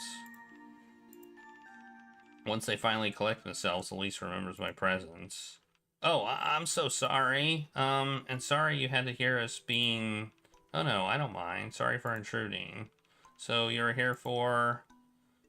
who did I have questions for? Fine, talk about your boring stuff, whatever. Okay, I'm gonna stop the timer and take a break. I just realized what time it was. I need to take a break. Break!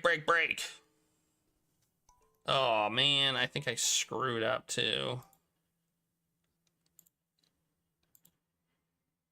I did. Oh well, break time. I'll be right back.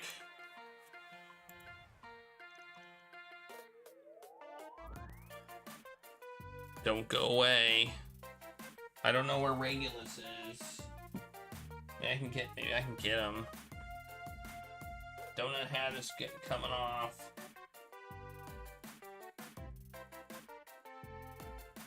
Oh.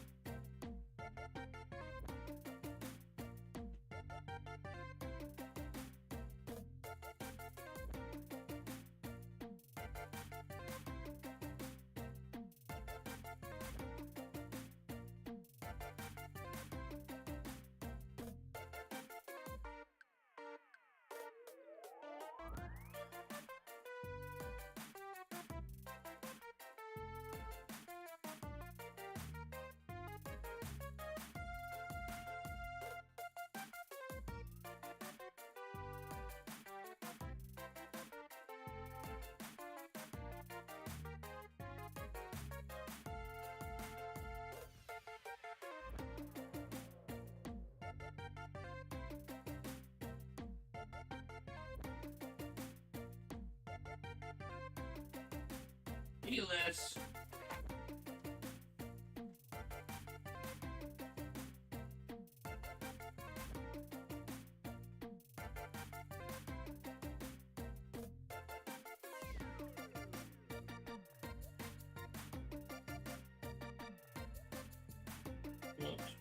You want treats or not?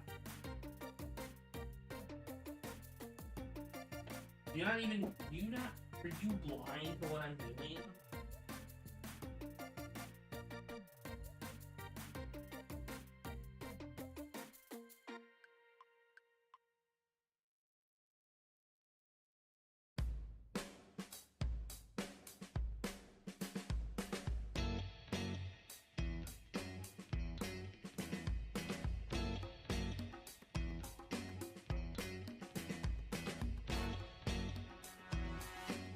Regulus picks that one.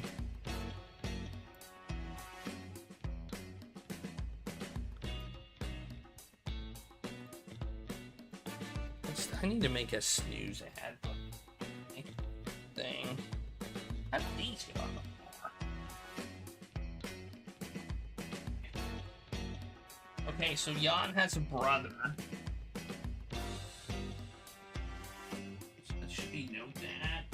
Does that matter? Was sold? Sold? Question mark. And apparently stupid father.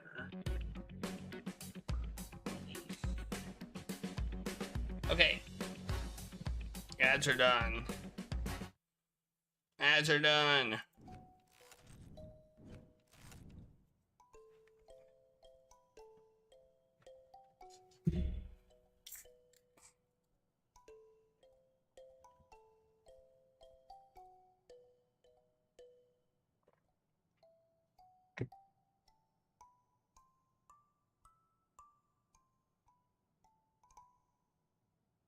I heard a noise.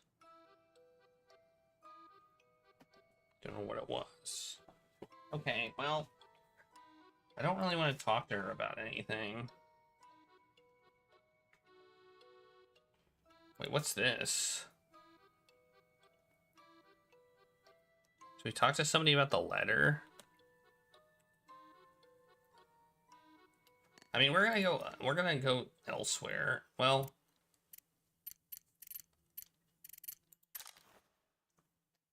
so we can find any people who have contradictions. It doesn't look like anybody. It doesn't look like anybody has contradictions.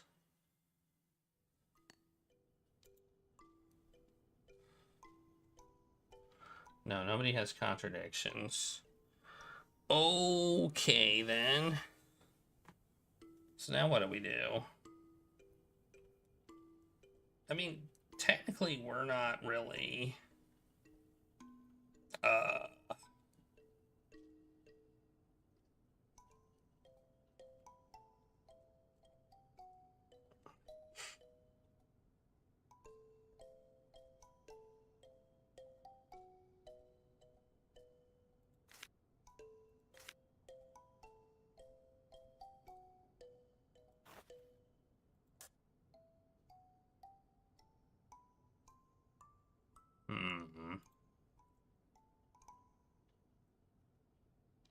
Let's talk about him.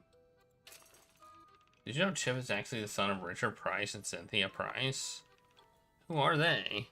You haven't heard of them? Sorry, I'm not good with names. So are Chip's parents famous or something? They are pretty well known and, more importantly, very wealthy. Oh, I didn't know that. I've never heard of Chip. I've never heard Chip talk about it.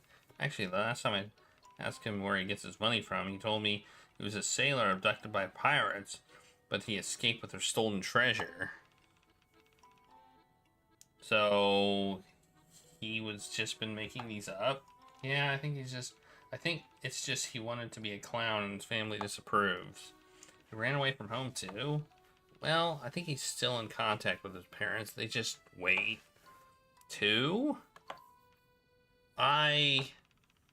Right, Rolf told me that story about her being a runaway. Okay.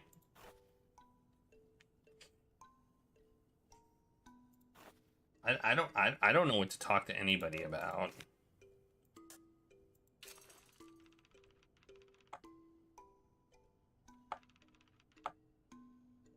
Showing her what's on the note seems like a bad idea. Okay.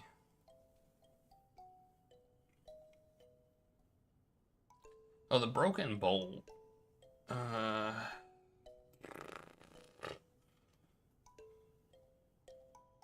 don't know. I don't have any sort of contradictions anywhere. And the 2 tasks I have, I can't do. So, that sucks.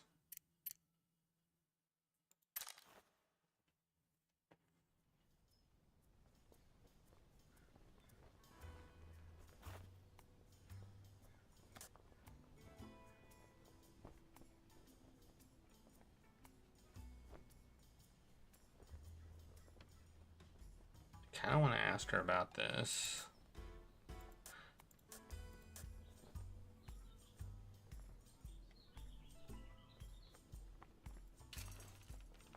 You and Hattie kept your thing secret, right? So no one knew you two weren't on the market, so to speak? Correct. Did you have any problems with that? Maybe an unwanted suitor or two? There were some occasionally, but that's nothing new. Nothing we couldn't handle. Besides, we know we'll always hop on a train and leave at the end of the day. A great excuse to turn people down. What about in the circus? I don't think there were any. What about Rolf? She straightens her posture and looks at me in a tight half smile. What about Rolf? I'm sorry if you didn't know this, or if I'm intruding, but did you know that Rolf might have had feelings for Hattie? Instead of anger or acknowledgement, she gives me a look of genuine surprise. Rolf and Hattie? What makes you think that? He kind of implied it. Rolf implying things about liking Hattie? Not one single part of that sentence is believable to me. I think he might have misunderstood what he was trying to say. He told me there was this thing between him and Hattie, and how it was maybe his fault because he's not good at hiding his feelings. How else was I supposed to interpret that? She presses her lips together, though I can't quite tell the emotion she's attempting to suppress. Well, that is interesting. Maybe I understand him. Maybe I underestimated him, rather. Maybe you know more than I do. She looks perfectly humbled, but something makes me think she might know more than she's letting on. Okay.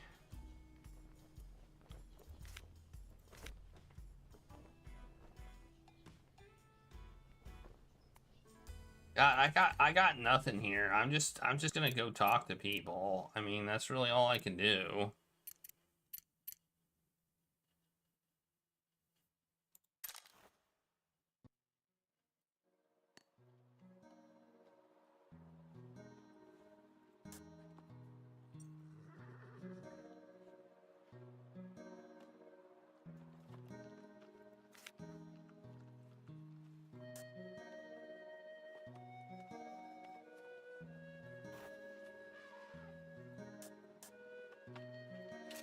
I'll ask him about it. So your thing with Hattie. Can you please not talk about this? I've done enough putting my foot in my mouth. Looks genuinely stressed. Alright. Okay, can't talk about that with him. Let's talk about her. You know that lion thing was a prank by Jan, right? Why did she target you? It's not that big of a deal. I don't want you to think of her as a bad kid. She's not like that. I heard she put a spider in Hattie's bed. Yes, but that's all harmless. Harmless? She could have killed you with that lion. No, she couldn't. Trust me on that. It's my job to know. Besides, you make the spider thing sound way too insidious. Spiders are freaky. I totally understand why Hattie would have freaked out. But what do you have against spiders? They are great, and they are usually not trying to harm you, just minding their own business, eating flies and stuff. But then they get screamed at by people, or people try to catch them to scare someone else. Poor spiders. Can't believe that's where sympathy lies. I hope Hattie didn't kill Zuzu. You know the spider's name? Yeah, Jan found it with me when I had to clean a cobweb on one of our animal cages. You didn't think, gee, I shouldn't let famous prankster leave with a giant spider?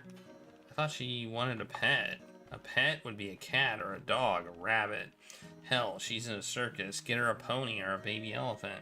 Not something with 8 legs and 6 eyes. Sorry? You sound mad. She didn't scare you with the spider, did she? No, and I pray she never does. Alright, I'll try to talk to her about it, although I doubt she'll listen to me, though. Alright. Okay. I can't do that one.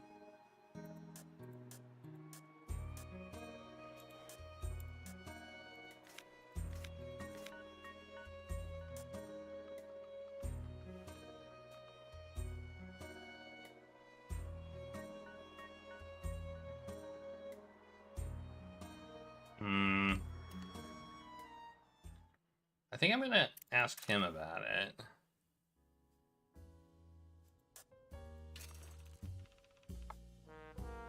Oh, never mind. Never mind. I guess I won't do that.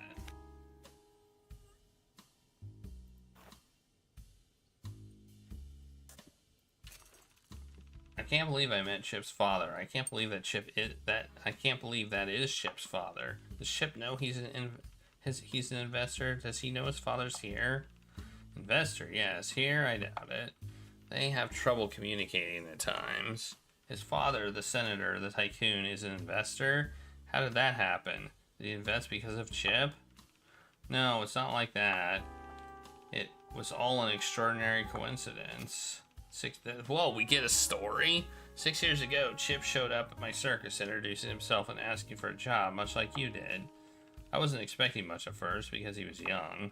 And although he had plenty of confidence, it's clear that he didn't have much or any experience working in the real world. But he managed to convince me to put him in front of a small crowd, and Lord, he was magnetic. It's like he was born for this. So you hired him, and you didn't know who his parents were? I did ask, but he spun some absurd tale about being raised by wolves. I figured he didn't want to talk about it, so I never asked again. A few years later, I was introduced to Mr. Price by a mutual friend. He was looking to make some investments, and we got to talking. He was quite interested, but he maintained that he wanted to see our performance in action before he made an investment. I agreed naturally. As we walked in, Chip was performing and everyone was applauding. Richard was so surprised he almost tripped on something and fell. I remember asking him if anything was wrong, but he just chalked it up to being impressed with the audience's enthusiasm. We watched the entire show. At the time, I remember thinking he was a great businessman, very hands-on, sharp, and attentive. He asked plenty of questions about the performers. Oh, he actually just wanted to ask about Chip? I can't say. He walked back with me and signed the deal, never indicating that anything was amiss. But that's when Chip ran into him. He saw Richard and cursed up a storm. What are you doing here? Are you following me? In more colorful language, though. I still remember it to this day. Richard looked at him very calmly and just said, "Do I know you?" Ouch. They got into an argument. That's when I learned about their relationship, or lack thereof. Richard apologized for not telling me, said he thought it was irrelevant to our business dealings. After that, it's been almost as if nothing happened. Even when Richard comes to visit, he never makes an effort to check in with Chip personally. Does he ever talk about him? Ask how he's doing? Occasionally, but when he does, it's always say hi or tell him I came by, like he was asking after an old schoolmate he never got along with, not his son. Whoa, things are still tense between them, huh? At least they have Cynthia to occasionally mediate, though she cannot do much from afar. So they will just stay that way forever? Unless something drastically changes. They are both very stubborn, and when the stubbornness pulls in opposite directions, it's an endless tug-of-war battle.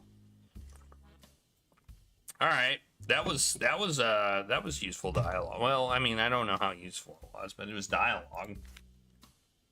It was good stuff. I don't think we need to ask about anything else. I'm gonna call that. I'm gonna call that good.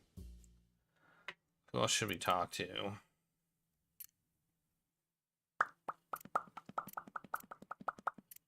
we have any more points to spend? No.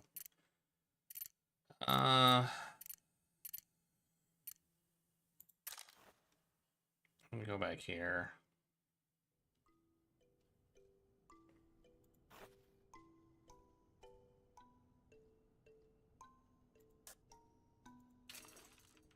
Do you know where the name the Amazing Hattie came from? It's a stage name, so it's recognizable and people know it's a magician's name. I think she was performing as Hattie even before she joined Morgan's. Maybe her mentor gave it to her? Steve, do you know what name she used before that? I don't, doesn't matter. Stage name or not, it's something she chose. She takes a deep breath. I don't go on stage, but Elise is still, well, it doesn't matter what people called me before Elise. I think Hattie would feel the same. I don't know if it's a circus thing, but the number of people here that are using fake names of some sort is getting kind of funny.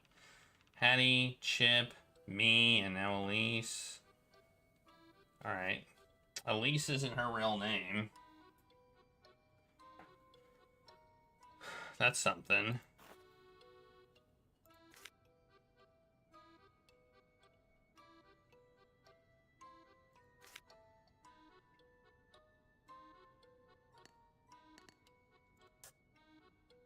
I don't want to ask about Echo, just to do it. What do you think about Echo, the puppeteer? What do I think about him? Yeah. I don't know, he's okay. You aren't too bothered by the way he talks? With the puppet? No, he's always been like that. I kind of got used to it. Oh no, I meant the things he says. Don't they upset you? The things he says? She genuinely sounds like she doesn't know what I'm talking about.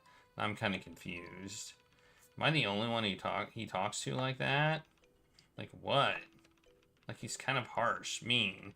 Like he thinks you are a gnat buzzing around his head and he can't quite swat. He acts annoyed sometimes, I guess, but he doesn't really mean it. Are you sure about that? Really seems like he means it, at least to me. I've talked to people who meant the awful things they say, and he isn't one of them. What's the difference? I don't really know how to describe it. Like, those people don't care what they are saying. They just want to hurt your feelings. But for Echo, it's more like he just wants to say that stuff. Your feelings are irrelevant to him. So I've never, when you're talking with him, just don't think he's doing it to be mean. You'll get along with him just fine. Okay.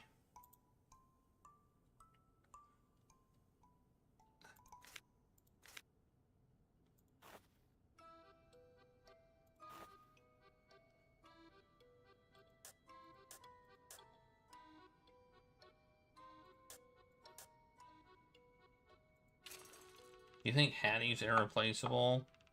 What question is that? That's the silliest question I've ever heard. Aren't you replacing her right now? But I know you aren't Hattie. I guess you'll just have to see if the audience buys it at the big show tonight. Well, I'm not going to do the knife act. That's not a real knife act. Let's try mind reading act. Oh yeah. Did I tell you about my act yet? What is it? Mind reading. Really? You want me to try it on you? Yeah, do it. Okay, think of a color, any color. Okay. Are you sure? Lock it in. If you change your mind halfway through, it won't work.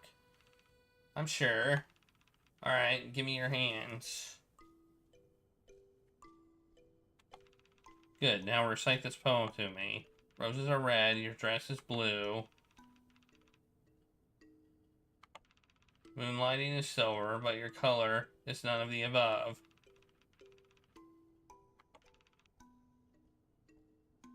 Was it gold? No.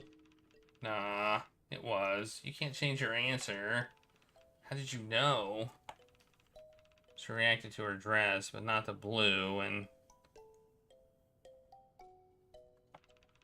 You seem like the type to pick a metallic color just to make it difficult. That's not mind reading, that's just guessing. I got it right, didn't I? Is it really what you're going to perform tonight in front of the crowd? That's what I'm planning. What happens if you guess wrong? I'll just pretend like it's part of the plan. Bam! Done. Dang. Alright, now we're back to Detective. Detective What's-It, who still can't talk to Elise. She's the last person I need to talk to, and I still can't freaking talk to her.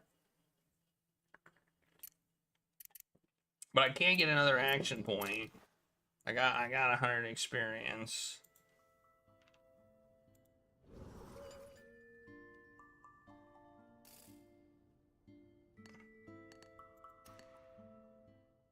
Okay, let's see if we have a... Oh wait, Echo's not an option either. Oh wait, Echo is an option. Well, let's watch Echo's show again, I guess. Oh, we can't. Oh, there's no contradiction anymore, so I was right. The glasses and thing were with both of them apparently. It was the same contradiction. It was just who do we talk to it Let's see if Chip has one. Nope, no contradictions there.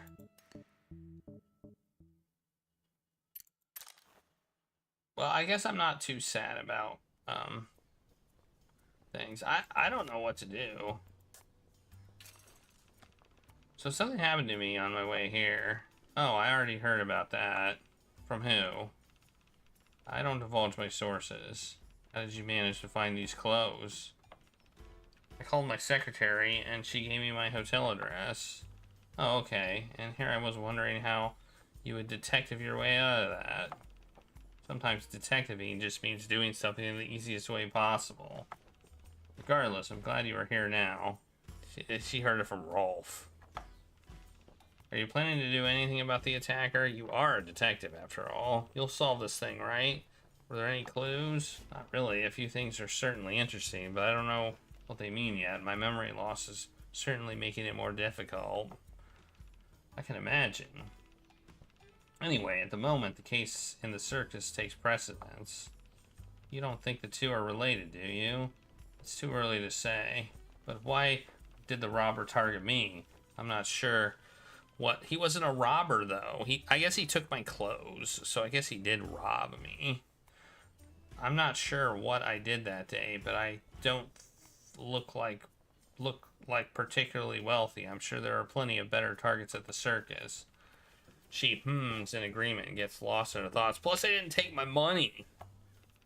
But very few come alone. Huh?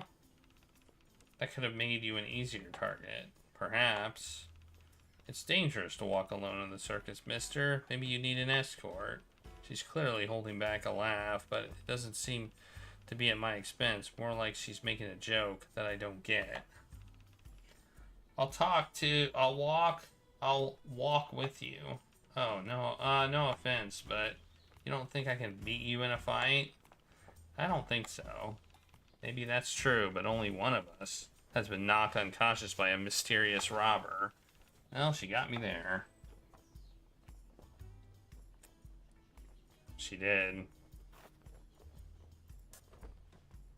Should I ask about the trick?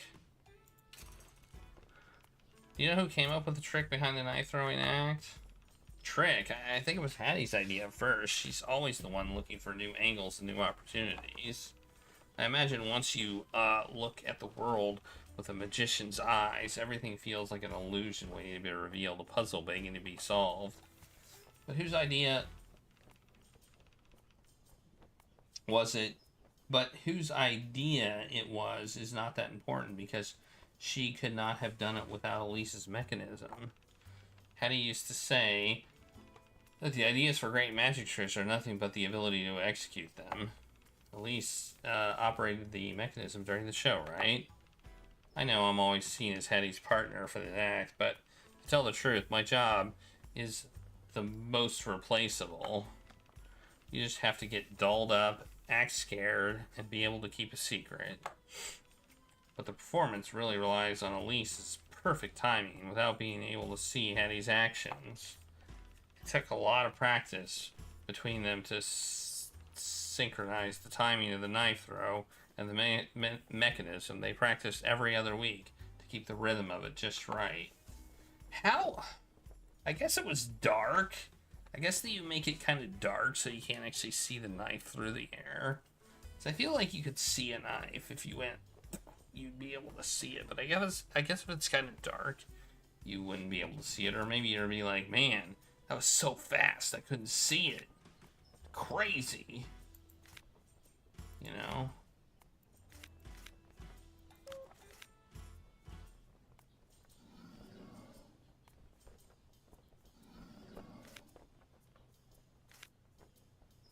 Well, I don't know what else we can ask about.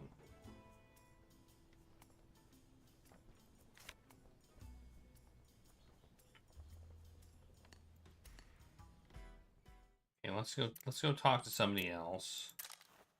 Let's ask Chip about my attacker. Let's see if we can find any clues. So something happened to me on my way here to the circus. Huh? I was attacked by someone who knocked me out and took my clothes. I woke up just behind the trains in my underwear. I didn't even remember why I was at the circus. And? What do you mean, and? Wait. It's real? Of course it is. What do you think it was? Well, sorry, I thought I was set up for a joke. I kept waiting for the punchline. I was busy thinking about how to let you know that joke kind of sucks politely. That's rich coming from him. No, I wasn't telling a joke.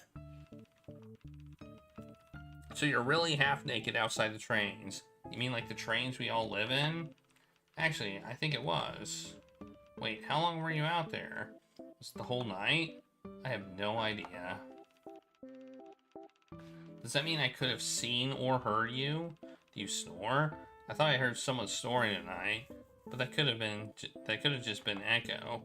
I don't, but that's not really the point. I was passed out, not sleeping. Do you have any idea who did it yet? No, I'm kind of busy with the case at the moment. Don't you think it was don't you think it was the same person? Could be. I prefer if no one else hears about this. Right, our secret. He nods and mimes zipping his lips, but somehow his shifty eyes tell me he's gonna blab the first chance he gets. Why do I think it was a good idea to tell him? Because we need to find out the attacker. Maybe he saw something, that's why.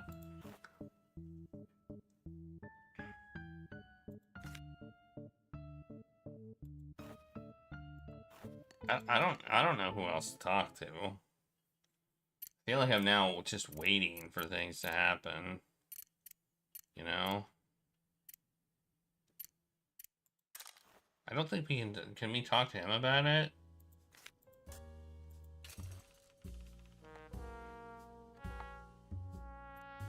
I'm gonna tell him about it. His circus, maybe he'll know something. So, I'm sorry I didn't mention this earlier, but there was a reason why I showed up late. Something happened to me on my way here. What do you mean? Well, I kind of got attacked. That's by who? Why? Was it because I hired you? I don't know by whom. The attacker whacked me over the head and knocked me out. My memory's a little fuzzy. I don't know what to say. I'm sorry, Mr. Jones. Sorry for what happened. I'm sorry I gave you shit about being late. You think that this might have been Hattie's killer? They were trying to stop you from investigating the case? Well, that's what I wanted to ask you. Did anyone besides you know about you hiring a PI? I don't understand. Some folks now know, obviously, but yesterday, as far as I can tell, no one would have known. I called your office myself, remember? And I didn't tell anyone just in case you didn't turn up or in case someone got spooked. Interesting. Maybe I was doing a little stooping before I was going to go and meet the client. Found something important and the killer caught up to me. And how long was I really out? What's with taking my clothes and dumping my wallet? It's still too early to say. But you are okay now, right? Do you need to see a doctor? Don't worry about the bill. I'll take care of it. No, it's fine. I've walked off worse injuries. Doesn't seem to reassure him. I also need to consider if it may be a coincidence. Maybe this has nothing to do with the case. Does this sort of thing happen often at a circus like this? No, it does not. Pickpocketing, sure. Kids getting lost all the time. Drunken fist fights once in a while, but assault for no apparent reason? I've never heard of that. Where were you attacked? Over by the train station. Somewhere behind where the circus trains are parked, I think. You think? That's where I woke up. Like I said, memory's a bit fuzzy. And by a little fuzzy, I mean completely gone. Well, that's on the outskirts. Most circus goers won't go there. One of my workers might have seen or heard something about it. It's right near their living quarters. I can ask around for you. Well, I'll do it discreetly. That's good. Okay, I feel like that was useful. I feel like that was a useful conversation.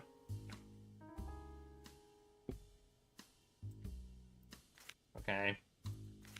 I honestly don't know what to do here. We have one person to talk to. We've got find my attacker. So I'm asking everybody about the attack, and that's about all I can do. What if I go to the stables? Oh, I'm not supposed to go there. Okay. Alright, I can't go to I cannot go to the stables. Alright, I already went here, but I kinda wanna ask some questions.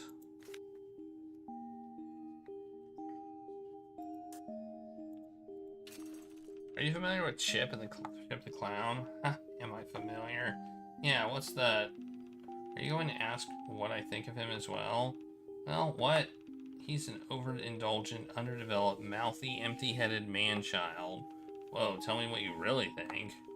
You asked.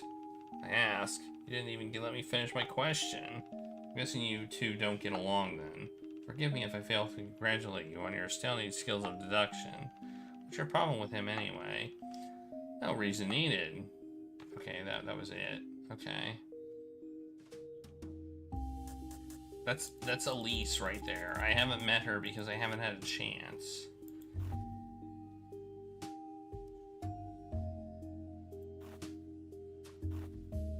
Let's ask him about that. If Hattie really only recently learned knife throwing, where could she have learned it from? Someone else in the we already know the trick's fake. Or did she just start training herself? That doesn't seem like something you can just pick up. You need the right equipment, a place to practice, a partner, eventually. I wouldn't know, but there's someone that might. You're talking about Aideen, her partner? He gives a non-committal noise. I guess it's confirmation enough coming from him. Maybe I should ask Aideen about it. I already did. Should I ask him? Should I tell him this trick is rigged? So I figured out how the knife throwing thing actually works. No, I don't want to hear it. You don't? It's called a trade secret for a reason. Wow, I didn't know you had such high ethical standards. I do not. I simply refuse to stoop to that level. It was her act. I don't care how it's done as long as it works. So unless there's something related to the case specifically that you need to ask me, I don't need to hear about it. Okay, well, there you go. He doesn't want to hear about it. Okay. Can't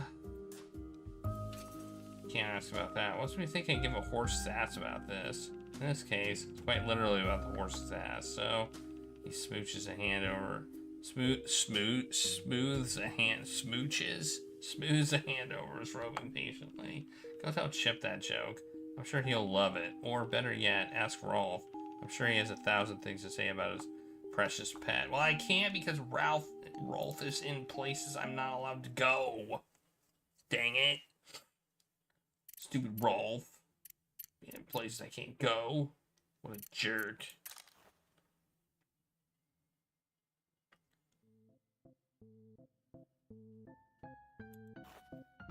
Actually, I do want to talk to Aideen about the horse. Now that I think about it, because she was outside. I feel like she should have seen the horse. You know? You know that Obsidian escaped the stable on Monday afternoon? Fortunately, Ralph found him later. Oh, so that's what he was doing. Okay, that's it. I guess I should search the room. I got a little dot here, so I'm gonna give this room a little searchy. A wooden vanity desk lined with red paint. I recognize casually arrayed next to the mirror. A tiny little table with chair and a stool. Some decorations are placed on the table. A plant, some bottles, a lamp. A lampshade is decorated with seashells. Clippings of the fashion magazine, catalogs and posters carefully taped to the wall. Because we did this as Jackie, but not as detective. Small collection of books behind the bed. From fashion magazines to Frankenstein, children's books. Okay, we've already gotten this dialogue. A messily made bed with personal items and mismatched socks scattered around it. Two stuffed animals are huddled together. They look well loved. A pile of shoes. Some are worn but still well maintained. They're separated into two piles. The bunch on the left are size 7s, mostly worn by adult women. Heels. The shoes are on the right are size 5. While the shoes in the pile... Oh! While the shoes in the pile generally look clean, one pair of shoes carefully placed on the left side catches my attention. It's a pair of white flat Oxford shoes. They've been wiped down, but mud still clings to its surface. Collection of shoes.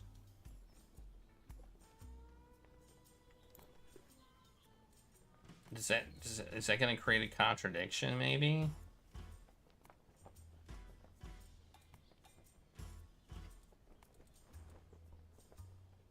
I mean, she was walking in the mud, right? Oh, we got a new contradiction because we saw some shoes. Nice. I don't know what it's gonna be, but we got. This definitely has to do with the shoes.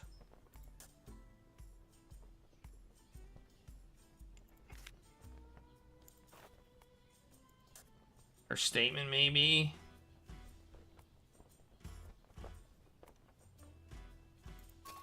Nope.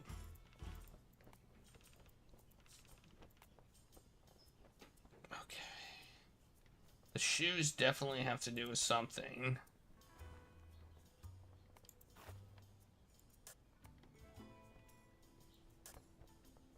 Well, what size shoes were they? Like, were they the small shoes or the big shoes?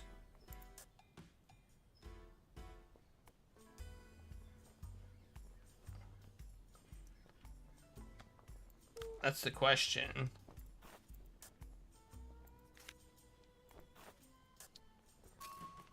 No. It's not that.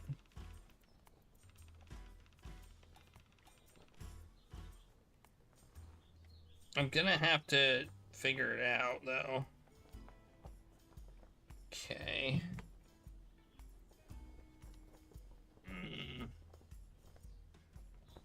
The shoes with what?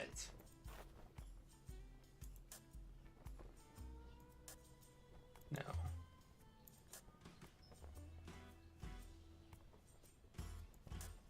What would it be with?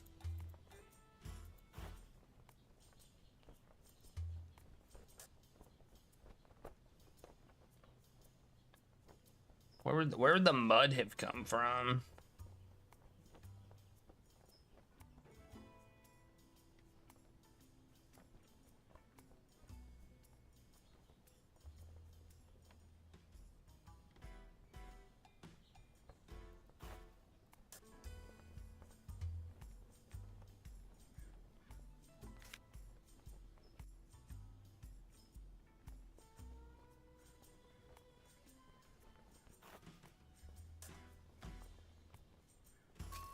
Not that.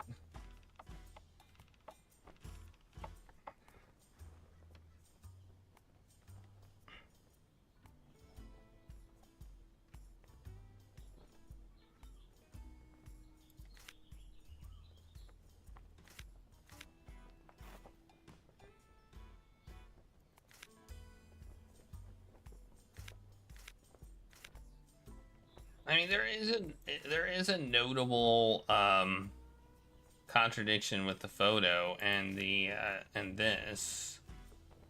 Would that be something we give to her?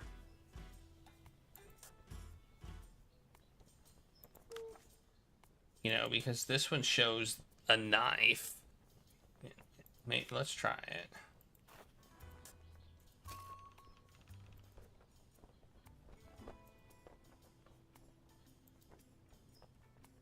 Find all the areas. Oh. We can do this.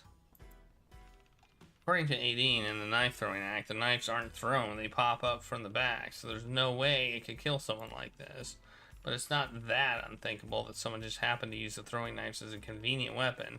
How the trick is done on stage is irrelevant to the murder. It's different from the trick, but it's not peculiar. Not something that might tell me more about the killer in the case. No, my gut tells me that there's something else I'm not noticing here. I can try this again when I figure out what the problem is. I think... Oh, wait. I think it's the mirror. It's not the same board, right?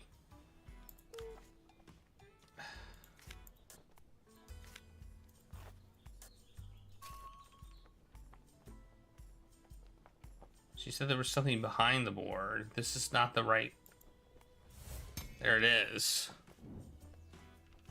The knife throwing trick relies on a mechanism in the back of the board, but in the crime scene photo, the reflection in the mirror shows the back of the board is empty. You said that the knife throwing act actually only works because there's some mechanism hidden in the back, right? I've told you more than enough about the trick at this point, Detective, although I really shouldn't. We've gotten this far, haven't we? I'm not asking about the trick, for God's sake. I'm interested in switching career. I'm not interested in switching careers. If it's not about the trick, what is it about then? The mechanism. It's visible, right? Like, if you can definitely spot it. Like, you can definitely spot it if you're looking. Yes? She looks at me, brows furrowed, no longer at ease. I can tell she genuinely has no idea what I'm getting at, which is interesting. Do you know there's a photo of the crime scene? Have you seen it? No, I haven't seen the photo, but I saw the room. Did you notice anything out of the ordinary? I hand her the photo. She hesitates for a second and closes her eyes, taking the photo from my hand. The board and the photo. Look at the reflection in the mirror. She gasped. There's nothing on the back. Didn't you find that peculiar? I honestly just never noticed. I was so shocked, and she was lying there. I didn't know what to do. I didn't even want to look at her. I couldn't think about anything else. I'm sorry. But what does this mean? Did someone remove the mechanism before her death or after? No, that's not possible, but she shakes her head and smiles wryly as if making fun of herself. I know you have no reason to believe me, and it's not like I have been exceptionally forthcoming so far, but in my defense, there's a reason I didn't realize it was out of place. Go on.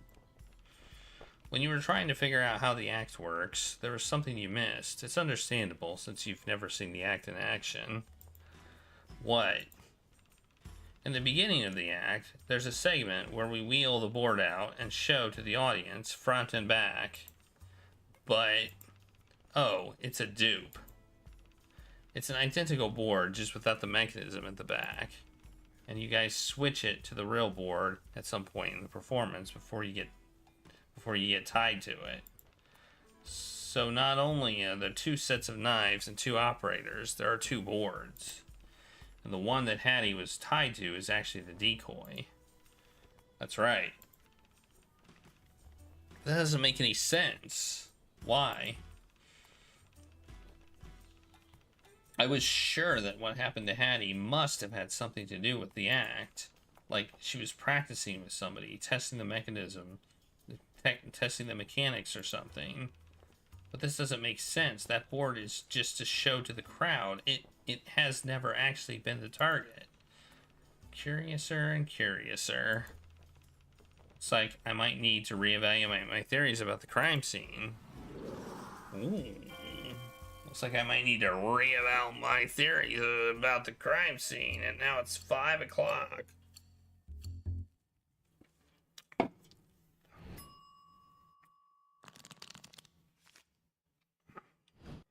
We still don't have anything to do. Oh, we can get Echo's story now. Actually, we do have something to do. Echo's available. Backstage is quiet.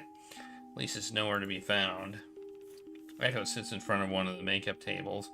He's looking down at something, a fork in his right hand. When he notices me come in, though, he rolls his eyes and drops the fork to grab his puppet from the chair next to him. He ties the strings of the puppet to his left hand and tries to speak to me. What do you need now? Sorry, did I interrupt your dinner? I didn't mean to. Well, a little late for that. I didn't expect him to say that. I nod awkwardly. Well, sorry about that. What are you eating? Ham casserole with potatoes. It's steaming as if it's fresh out of the oven. There's a layer of cheese on top. Pieces of pink ham sticking out through the cheese. Well, it looks good. It's fine. You can fetch some from the food tent if you want. There's a food tent? Translation, don't look at mine, get your own. Oh, I'm okay for now. Well, He raises his eyebrows to me and points to the dish with his free hand. Right, I'll leave you to that. I awkwardly survey the room for a place to sit as he returns to his meal. Maybe because I'm still here, he doesn't put down the puppet. Instead, he clutches the dish awkwardly with the string still hanging in his left hand. That makes me feel a little guilty, as if I'm making his life harder, but also, it's a pretty funny sight. Using his right hand, he starts digging through the casserole. It's a fantastic looking casserole with bits of ham, potatoes, and broccoli, all covered with cheese. I'll be honest, the smell is making me feel a little hungry. But if Echo's not eating anything yet, instead he's rummaging around through the casserole like a thief ransacking a home. He's picking out pieces of broccoli with the fork and shoving them all to the side. Since everything's covered in cheese, it's not the cleanest process. I watch him pick out broccoli for minutes. He still hasn't taken a bite. Finally, he snaps around and glares my way. Do you have to be here? I don't like people watching me eat. Is that what you are doing? I thought eating traditionally involved opening your mouth and putting food in it. He rolls his eyes. What I eat is none of your business. What do you have against broccoli? I don't like it. What, is that a crime? No, I'm sure plenty of 5-year-olds agree with you in that front. Wouldn't have pegged you for a picky eater. Well, I'm sorry to disappoint. I'm just feeling sorry for the casserole. Do you want it? You can have it if you just stop bothering me. Pushes the casserole across the table. The plate looks like a disaster zone, like a corpse that's been left out for the vultures. One glance kills my appetite. No thanks, you can keep it for yourself. Oh, so you aren't eating it? Funny, with the way you had those opinions, I thought you were talking about your own food. He has a point, but also the mess of a casserole and the poor pieces of broccoli might disagree. He makes an irritated noise and tosses the fork aside to turn back and look at me. Seriously, what the hell do you want? Let's get your business over with so I can return to my dinner in peace. Okay, well, I got a question about this thing. I don't really tell him we stole the key and peeked into his trunk and even possibly broke his puppet. Yeah, I don't think I want to bring that up unless there's a good reason to. Well, that was part of... That's my freaking goal! Get Echo's story! Well, we can apparently we got a contradiction here. What the hell is the contradiction? It's probably with the puppet.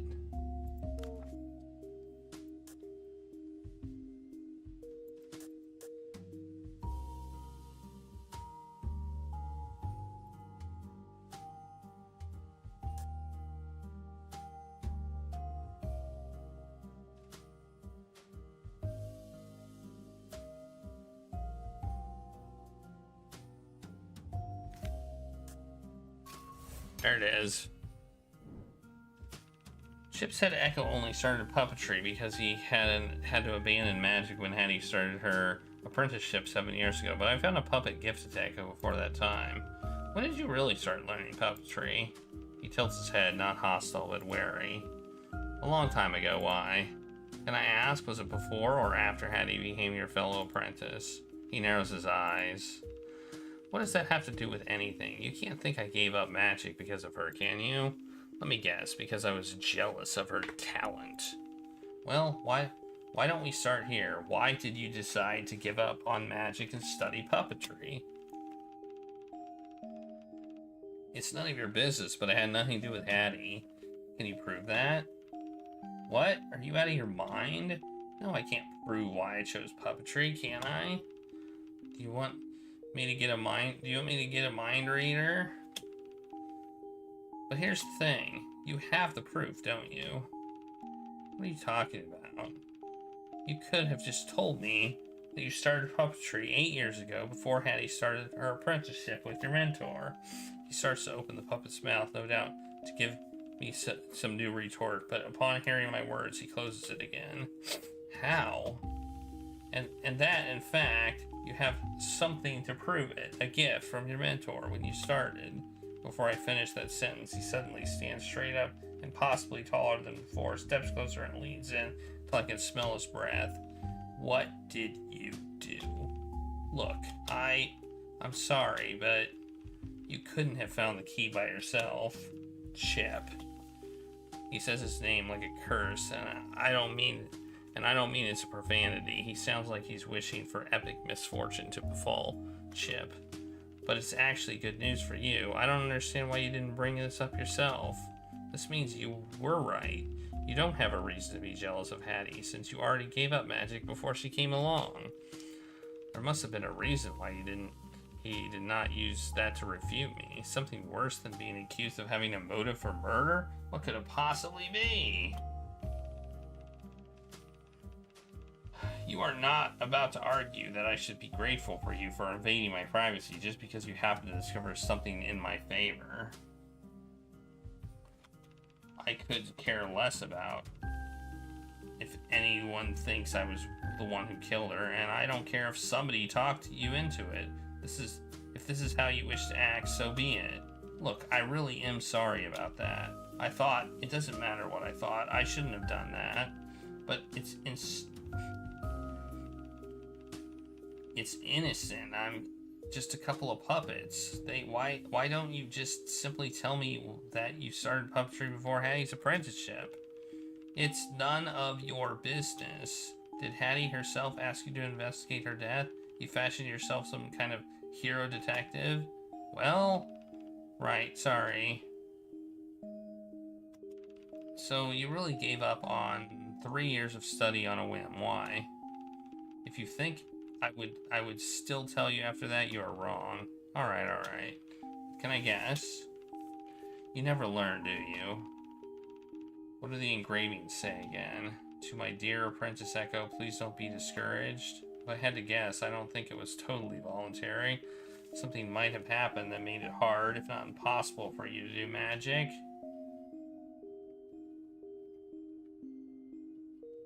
You had to become a puppeteer. You lost the right to perform. You got injured somehow.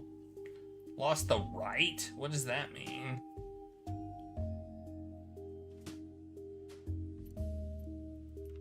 Maybe you got yourself injured?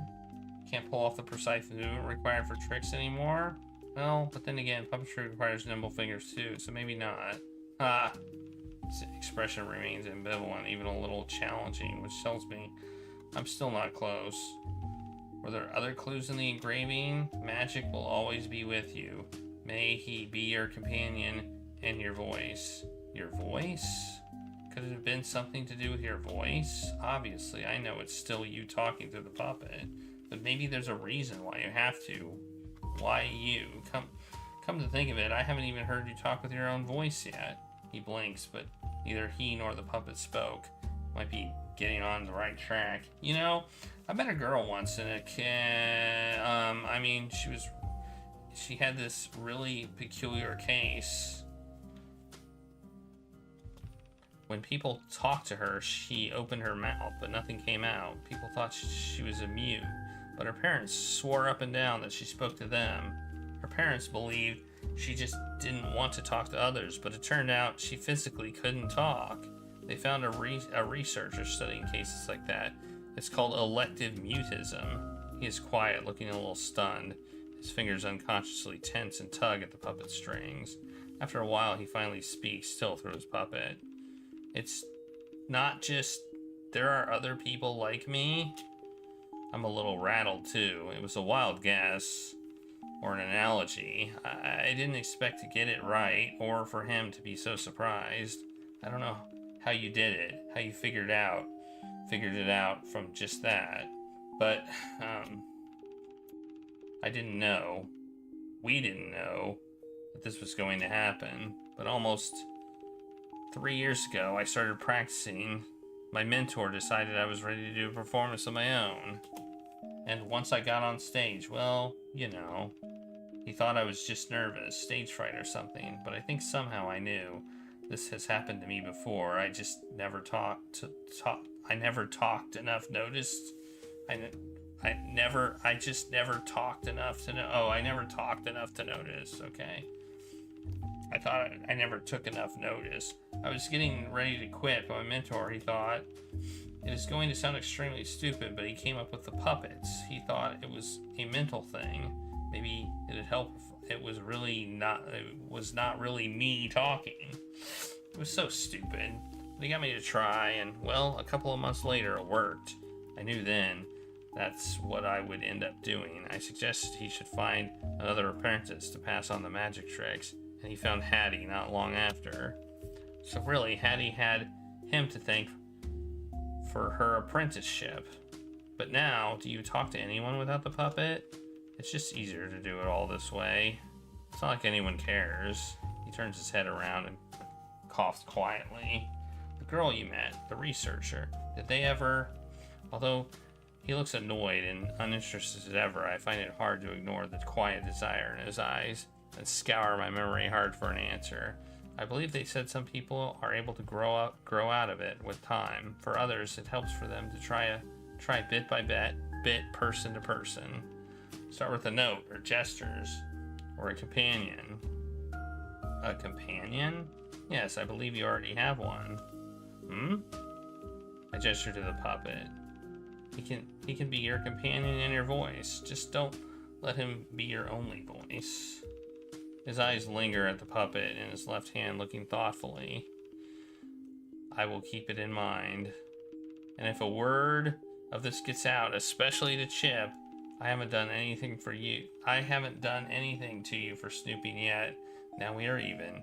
If you talk about this to anyone else, I will make sure you regret it. Task complete. Oh, buddy. We have this little thing. I think we can search in here. So let's do a search. Let's look around for stuff. A tall wooden shelf stands up right at the end of the room. On the left side is every sort of flamboyant costume accessory I can possibly think of, from wigs and glittery heels to feather boas and hats. The right side is stuffed full of glitzy, bold pattern fabrics. A big eye painted on a board with a kaleidoscope iris and orange lashes is staring at the page. Wasn't there something in here? Somebody put something somewhere.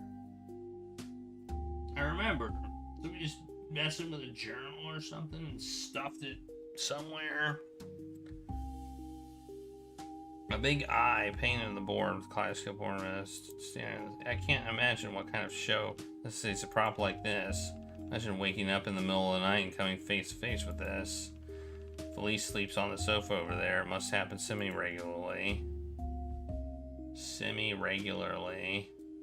Cards. Several more tall boards stand behind the shelves. A couple are painted like giant poker cards, and I can see one resembles some sort of ornate clock. Somehow these decorations give me a sense of fairy tale wonder more than the other dreamy things in this tent. These painted props feel like the set of a school stage production, like a mother making up stories at her child's bedside. Perhaps a bit shabby and amateur, but real and sincere. Isn't that what she said?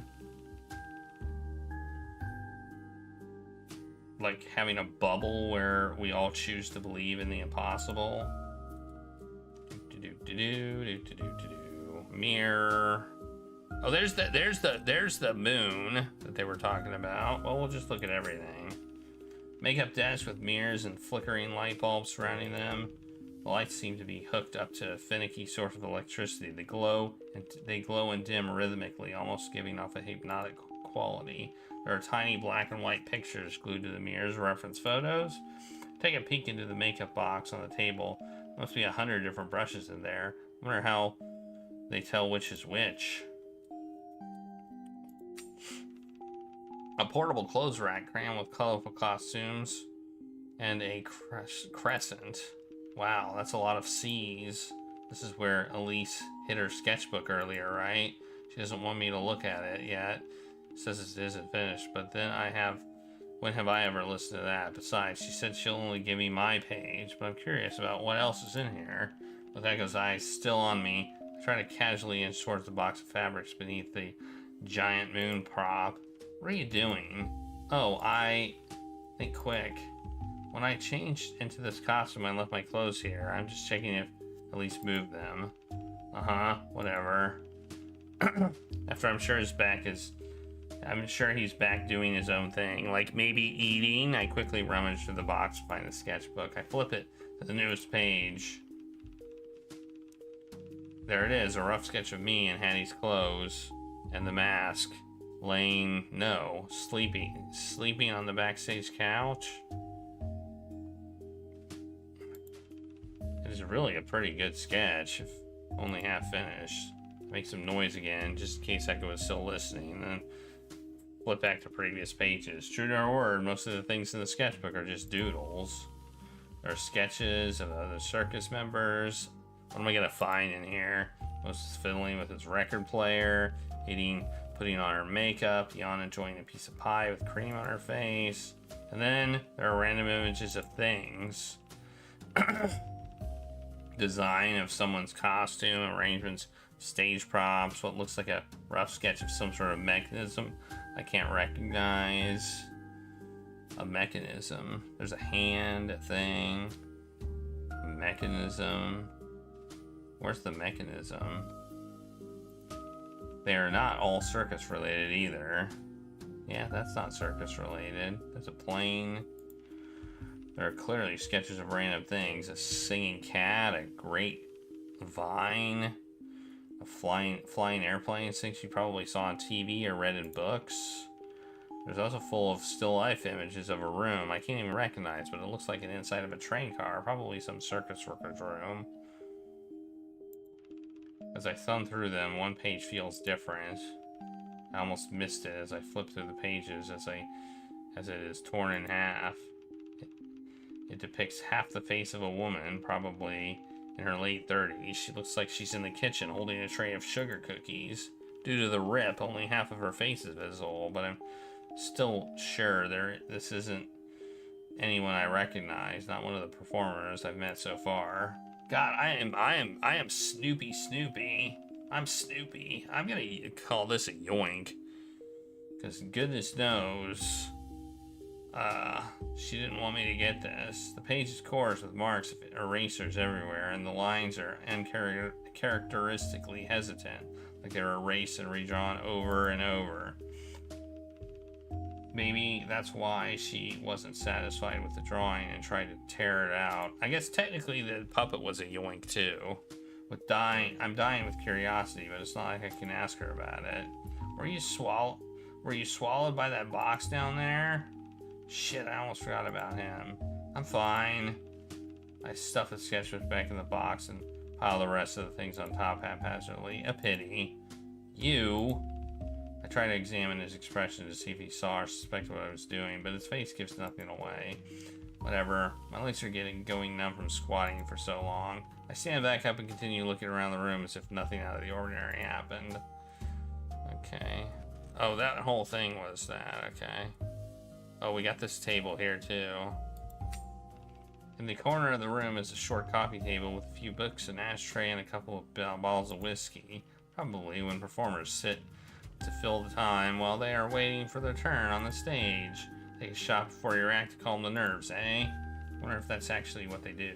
Could easily end in disaster for the lightweights.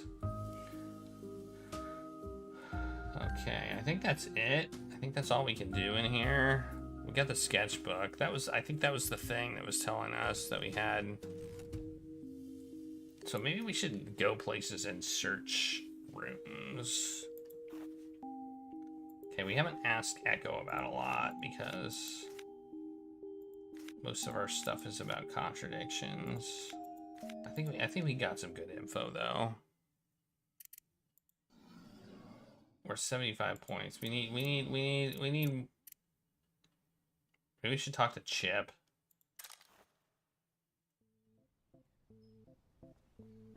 We don't have any contradictions there. I'm gonna go around and look for contradictions. I don't know if we'll have any though. Because they didn't really do anything last time that would have gotten us a contradiction. So,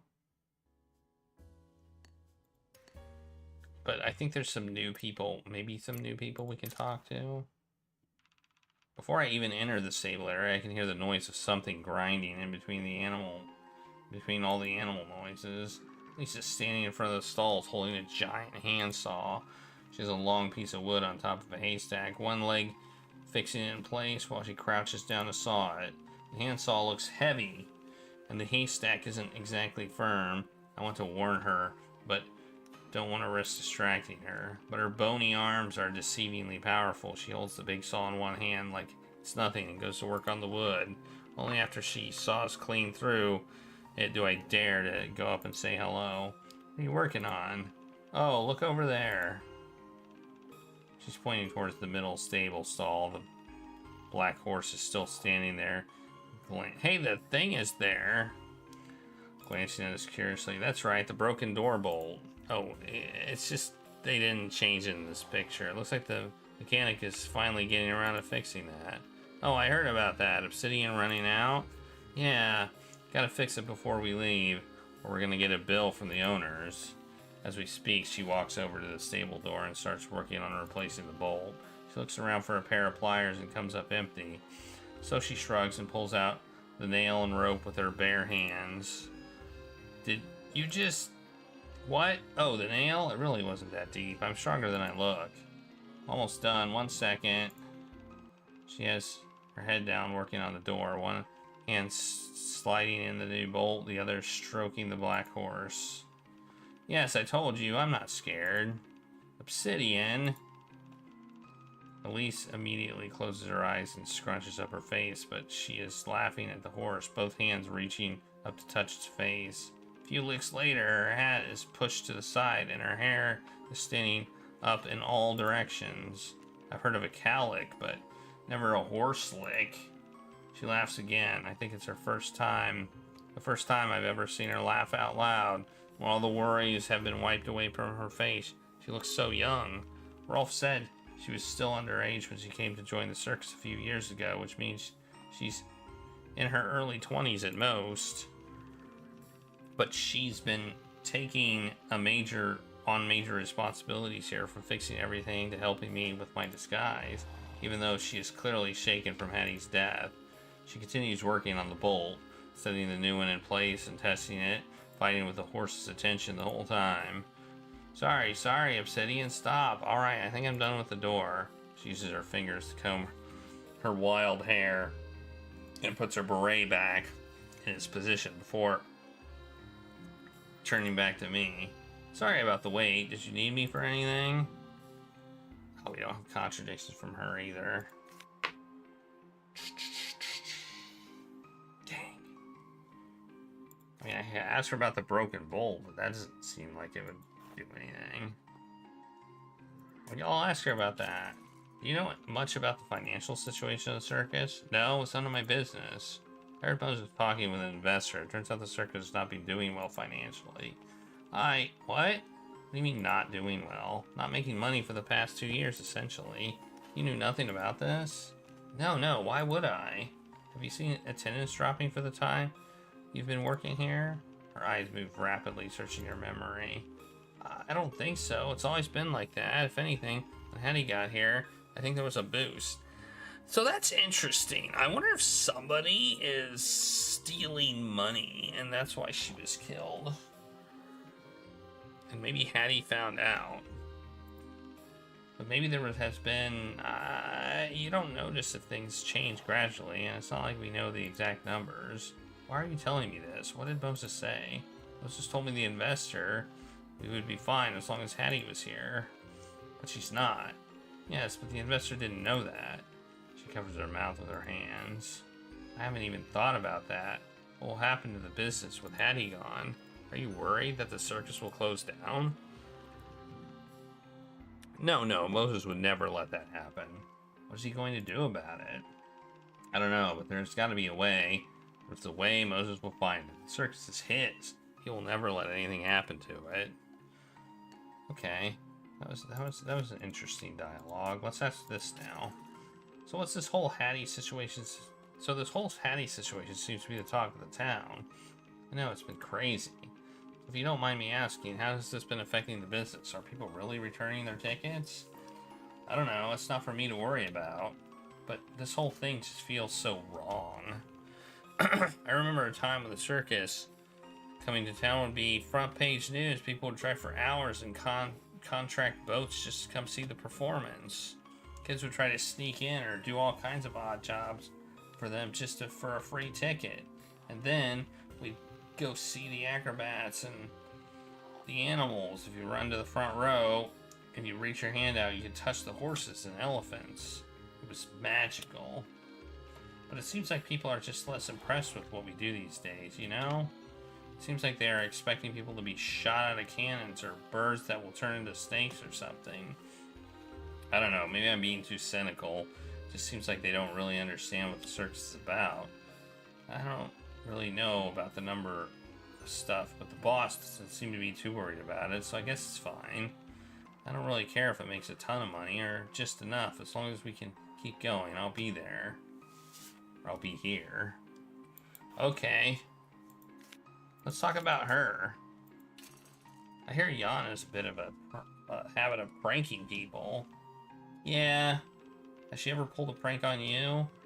She tried, but didn't succeed. Oh, we get a story. Nice. When we get a story, that means we ask a good question, I think. She tried pouring glue in my paints. I could smell it before I did my paintbrush in them. She tried scaring me in my sleep, but I'm a light sleeper and managed to get the jump on her when she thought she was closing in.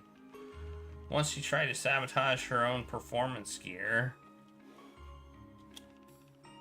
There's this safety rope we use when she's practicing a new trick. She was going to secretly detach it while she was up there to make me think my equipment failed. Sounds like a really stupid idea. Wouldn't that be harming herself? A sane person would agree, but God knows she doesn't think like one. To be honest, it would have given me a heart attack if that had happened. How did you even dodge that one? I had a feeling. It compelled me to lock her safety. Her safe. I had a feeling. It compelled me to lock her safely in place. She didn't have the key. Wow, how did you do that? Same as any other lock. No, how did you keep thwarting her plans? Do you have a secret informer? Unlike you, I don't claim to be a mind reader. I don't know. Sometimes I guess I just feel it coming. If she's staying around watching when she's not really supposed to, she's up to something. Sounds easy, but keeping your guard up must be exhausting. It's alright. I'm good at it, I guess. She hasn't tried anything else since. I guess when Hattie came, she found a new target. Man, is it a prank gone? No, it can't be a prank gone wrong. I mean, no. No, it's not a prank gone wrong, is it? No.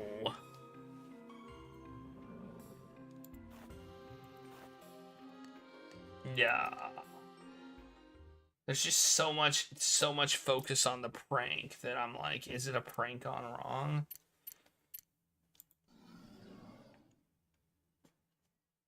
You have a thought? A thought, you say? Like, we don't we as Jackie don't know how the trick works. It's the detective that has figured that one out. But we don't know that. We haven't seen the crime scene photo. We haven't seen anything, so let's go. Oh yeah, I'm not supposed to go to public areas. That's right. There's places I'm not supposed to go to as well. Can I search this place? No, I can't. Okay. What's your thought, Busty Bookers? Is it long and complicated? Or is it secret? Should I talk to Chip about this? I mean, he kind of told me that.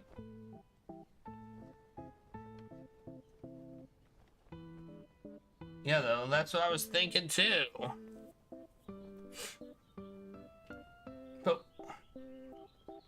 But why would Hattie have agreed to it? Like, that's the question.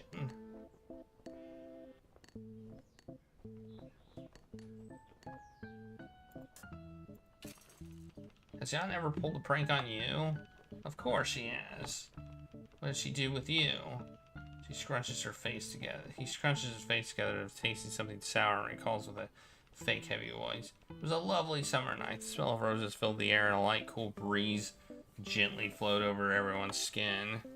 This feels like Who Shot Mr. Burns when Maggie did it. If that's the case. Get to the point. It was the sort of night to enjoy the company of a lovely lady. I could go back to my room, of course, because I share it with someone else who will not willingly vacate the place to give me more private time. But we got a story for this one, too, so I decided to take the lady to a storage tent.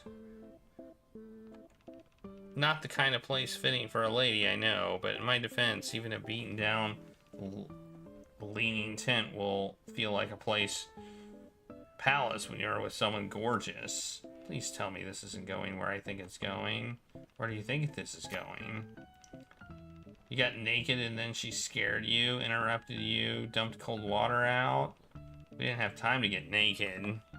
So it's better than I thought. No, it's worse. She ran in and called me dad. What? Yup. And she started crying, asking why I'm with this lady, and is that my mom? And is that why my mom said you didn't want me anymore?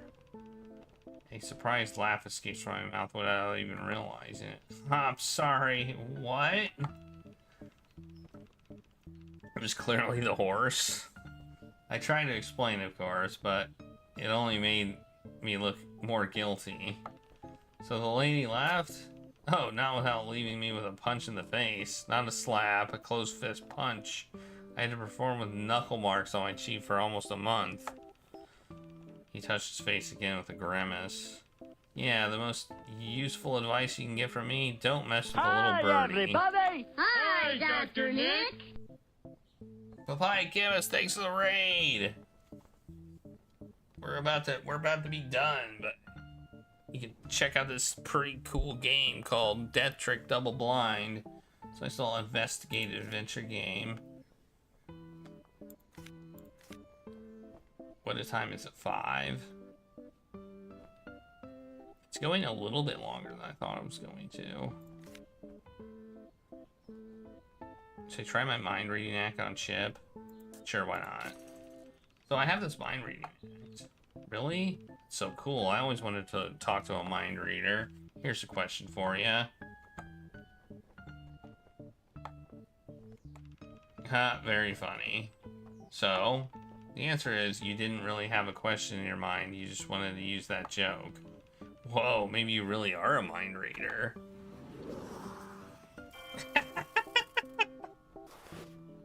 Okay. Yeah. I agree.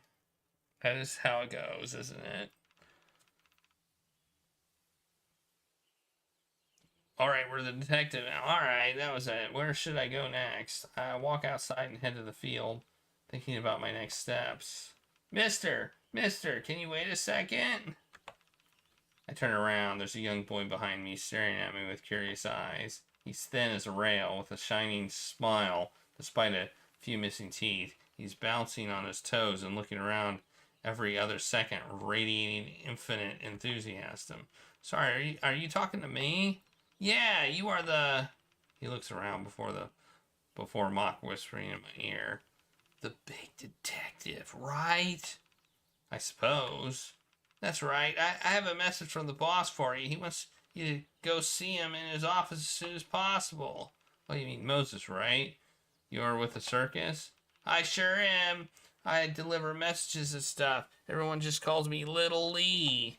Nice to meet you, Little Lee. So Moses asked for me. Did he say what it was about? Nah, it's big people stuff. I don't ask questions. Well, your message has been delivered. I gotta go. Before he runs away, he turns his head back to me and performs a mock salute. Nice to meet you too, detective. Hope you solved the case. The kid certainly moves fast. No wonder they have him delivering messages. Well, he's the one that probably hit me on the back of the head. What were you up to, biochemist? You were playing... Oh, Rosewater? Nice. How is it? I'm sure it's awesome. It sounds urgent. I better head over there now. Excuse me? Mr. Jones, please come in. I take it you received my message? I did. Your messenger boy was very chipper. He's eager, fast, loyal, and doesn't ask any questions. He's one of the best workers I have. So what's the urgent message? I just received a visitor from the police department. Looks like my pestering has worked. To a certain extent, at least. They did still make it clear that they don't intend to do anything about the case, but they did deliver this. Oh, I got an autopsy report. He pulls out the file. Yeah, I did. I got the autopsy report, buddy. Literally the least they could do. Anything surprising? Have a look for yourself. Victim, female, age 25 to 35, blah, blah, blah. Time of death, Monday afternoon. Toxology negative, no alcohol or drugs in her system. Okay, good to know. Cause of death, stab wound to the chest. Yeah, no defensive wounds. Slight bruising around the wrists. Okay. Murder weapon, knife. Wait, what? I do a double take. The knife from the act wasn't the original murder weapon? I rush to read the following explanation. Whereas the throwing knife should be expected to make a linear wound with both ends pointed, the actual wounds were more triangular. And while the stabbing motion was forceful, leaving marks on the bone, the throwing knife left no hilt marks on the skin, which shouldn't have been possible given the depth of the wound and the length of the blade. However, as the wound matches the throwing knife in width, we can only deduce that either the original murder weapon was a similar width, or it's possible that it had a narrow blade, but the wound was widened by the insertion of the throwing knife post-mortem. Therefore, it's likely the initial stabbing was done with a sharp weapon with a thicker blade and duller edges, either longer or hiltless, and either equal to or narrower than the throwing knife. Huh. This certainly has implications. I need to rethink some things. Can I keep this for now? Sure. Ooh. See, we can... Thank you for giving this to me. Thank you for giving me this. I don't know what it means yet, but I can tell this will be important. I would have been nice to have it when I started today, but I am not going to complain. Trust me, I'm not happy with them dragging their feet either, but better late than never.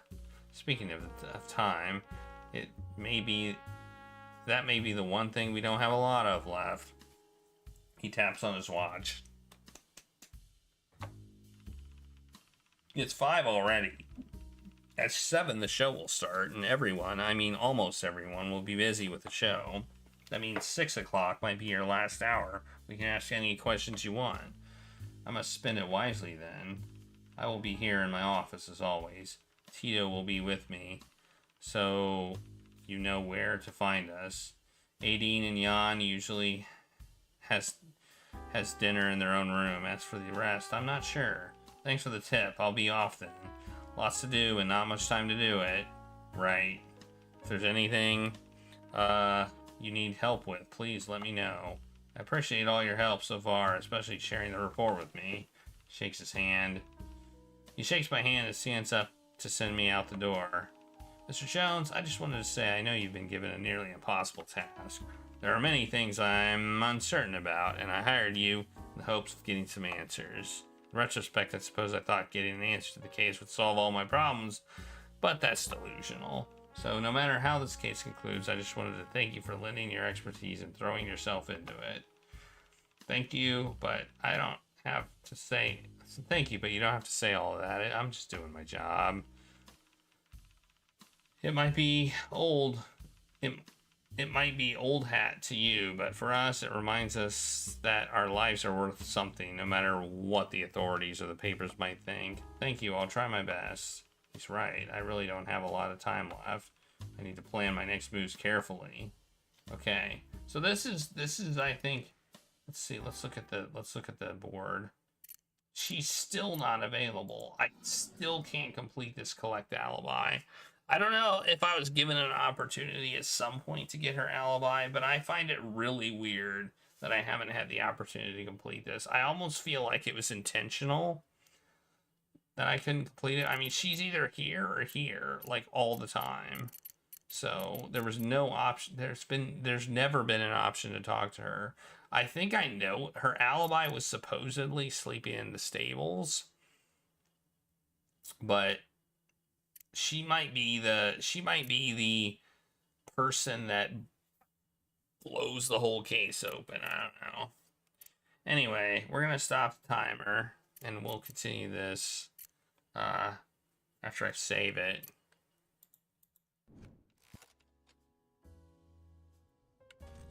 Save.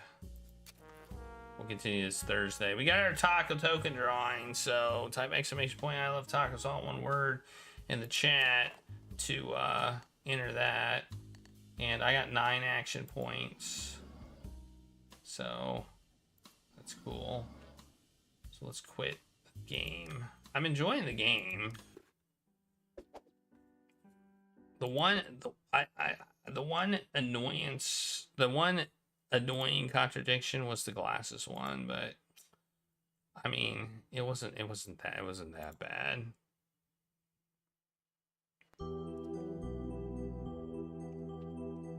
I feel like I got let down by the little quest system where I was supposed to find out whose glasses they were.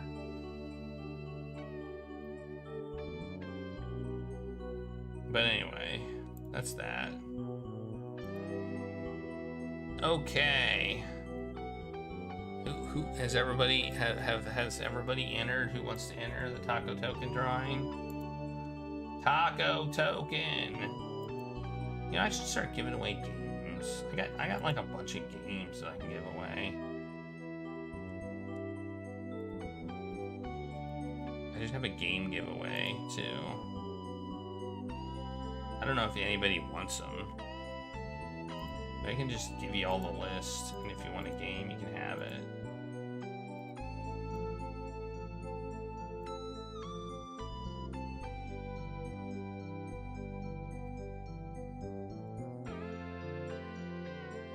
Alright. Anyway, I just got distracted. Okay, Taco Tuesday Taco Token Raffle. We got 6 people in this thing. 6 people have entered the Taco Tuesday, the Taco Toaster Taco Tuesday Taco Token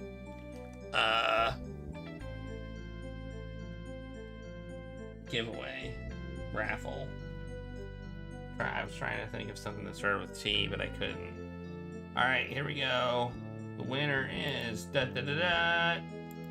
what do you know? It's Busty Bookers, the last person who entered. Wow. Amazing.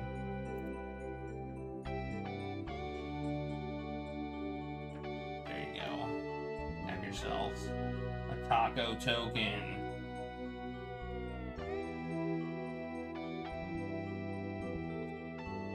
Bust Eye Bookers.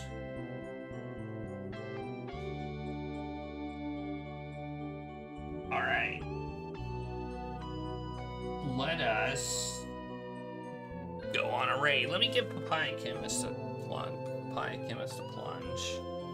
If anybody's still here from the raid.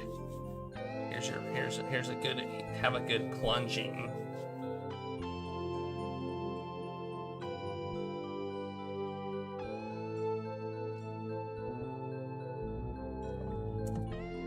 Alright. I'll be back Thursday. You notice I put my lights at yellow for Taco Tuesday. I don't know if anybody noticed that, but I did.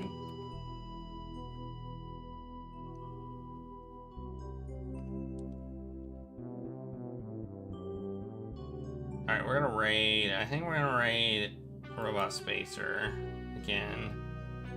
Robot Spacer, it's very we raid Robot Spacer a lot. Because he's playing Case of the Golden Idol, and I find his playthrough, I find that game interesting.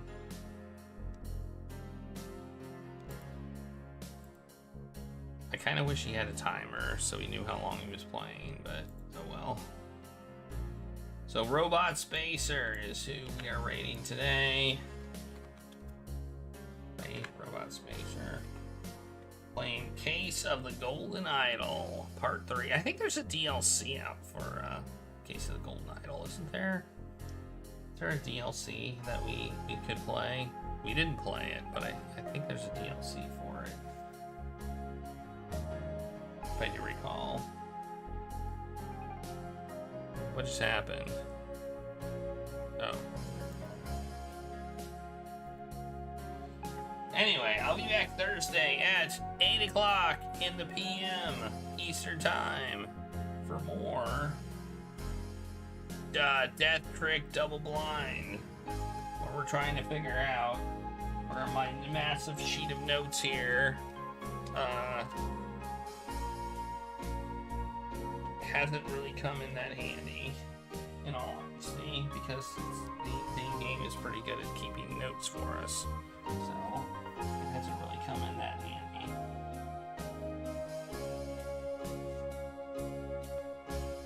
But I made it anyway. So yeah, I hope you will join me then. But I appreciate you all being here as always. And I hope you all have a fantastic night, and I'll see you all next time.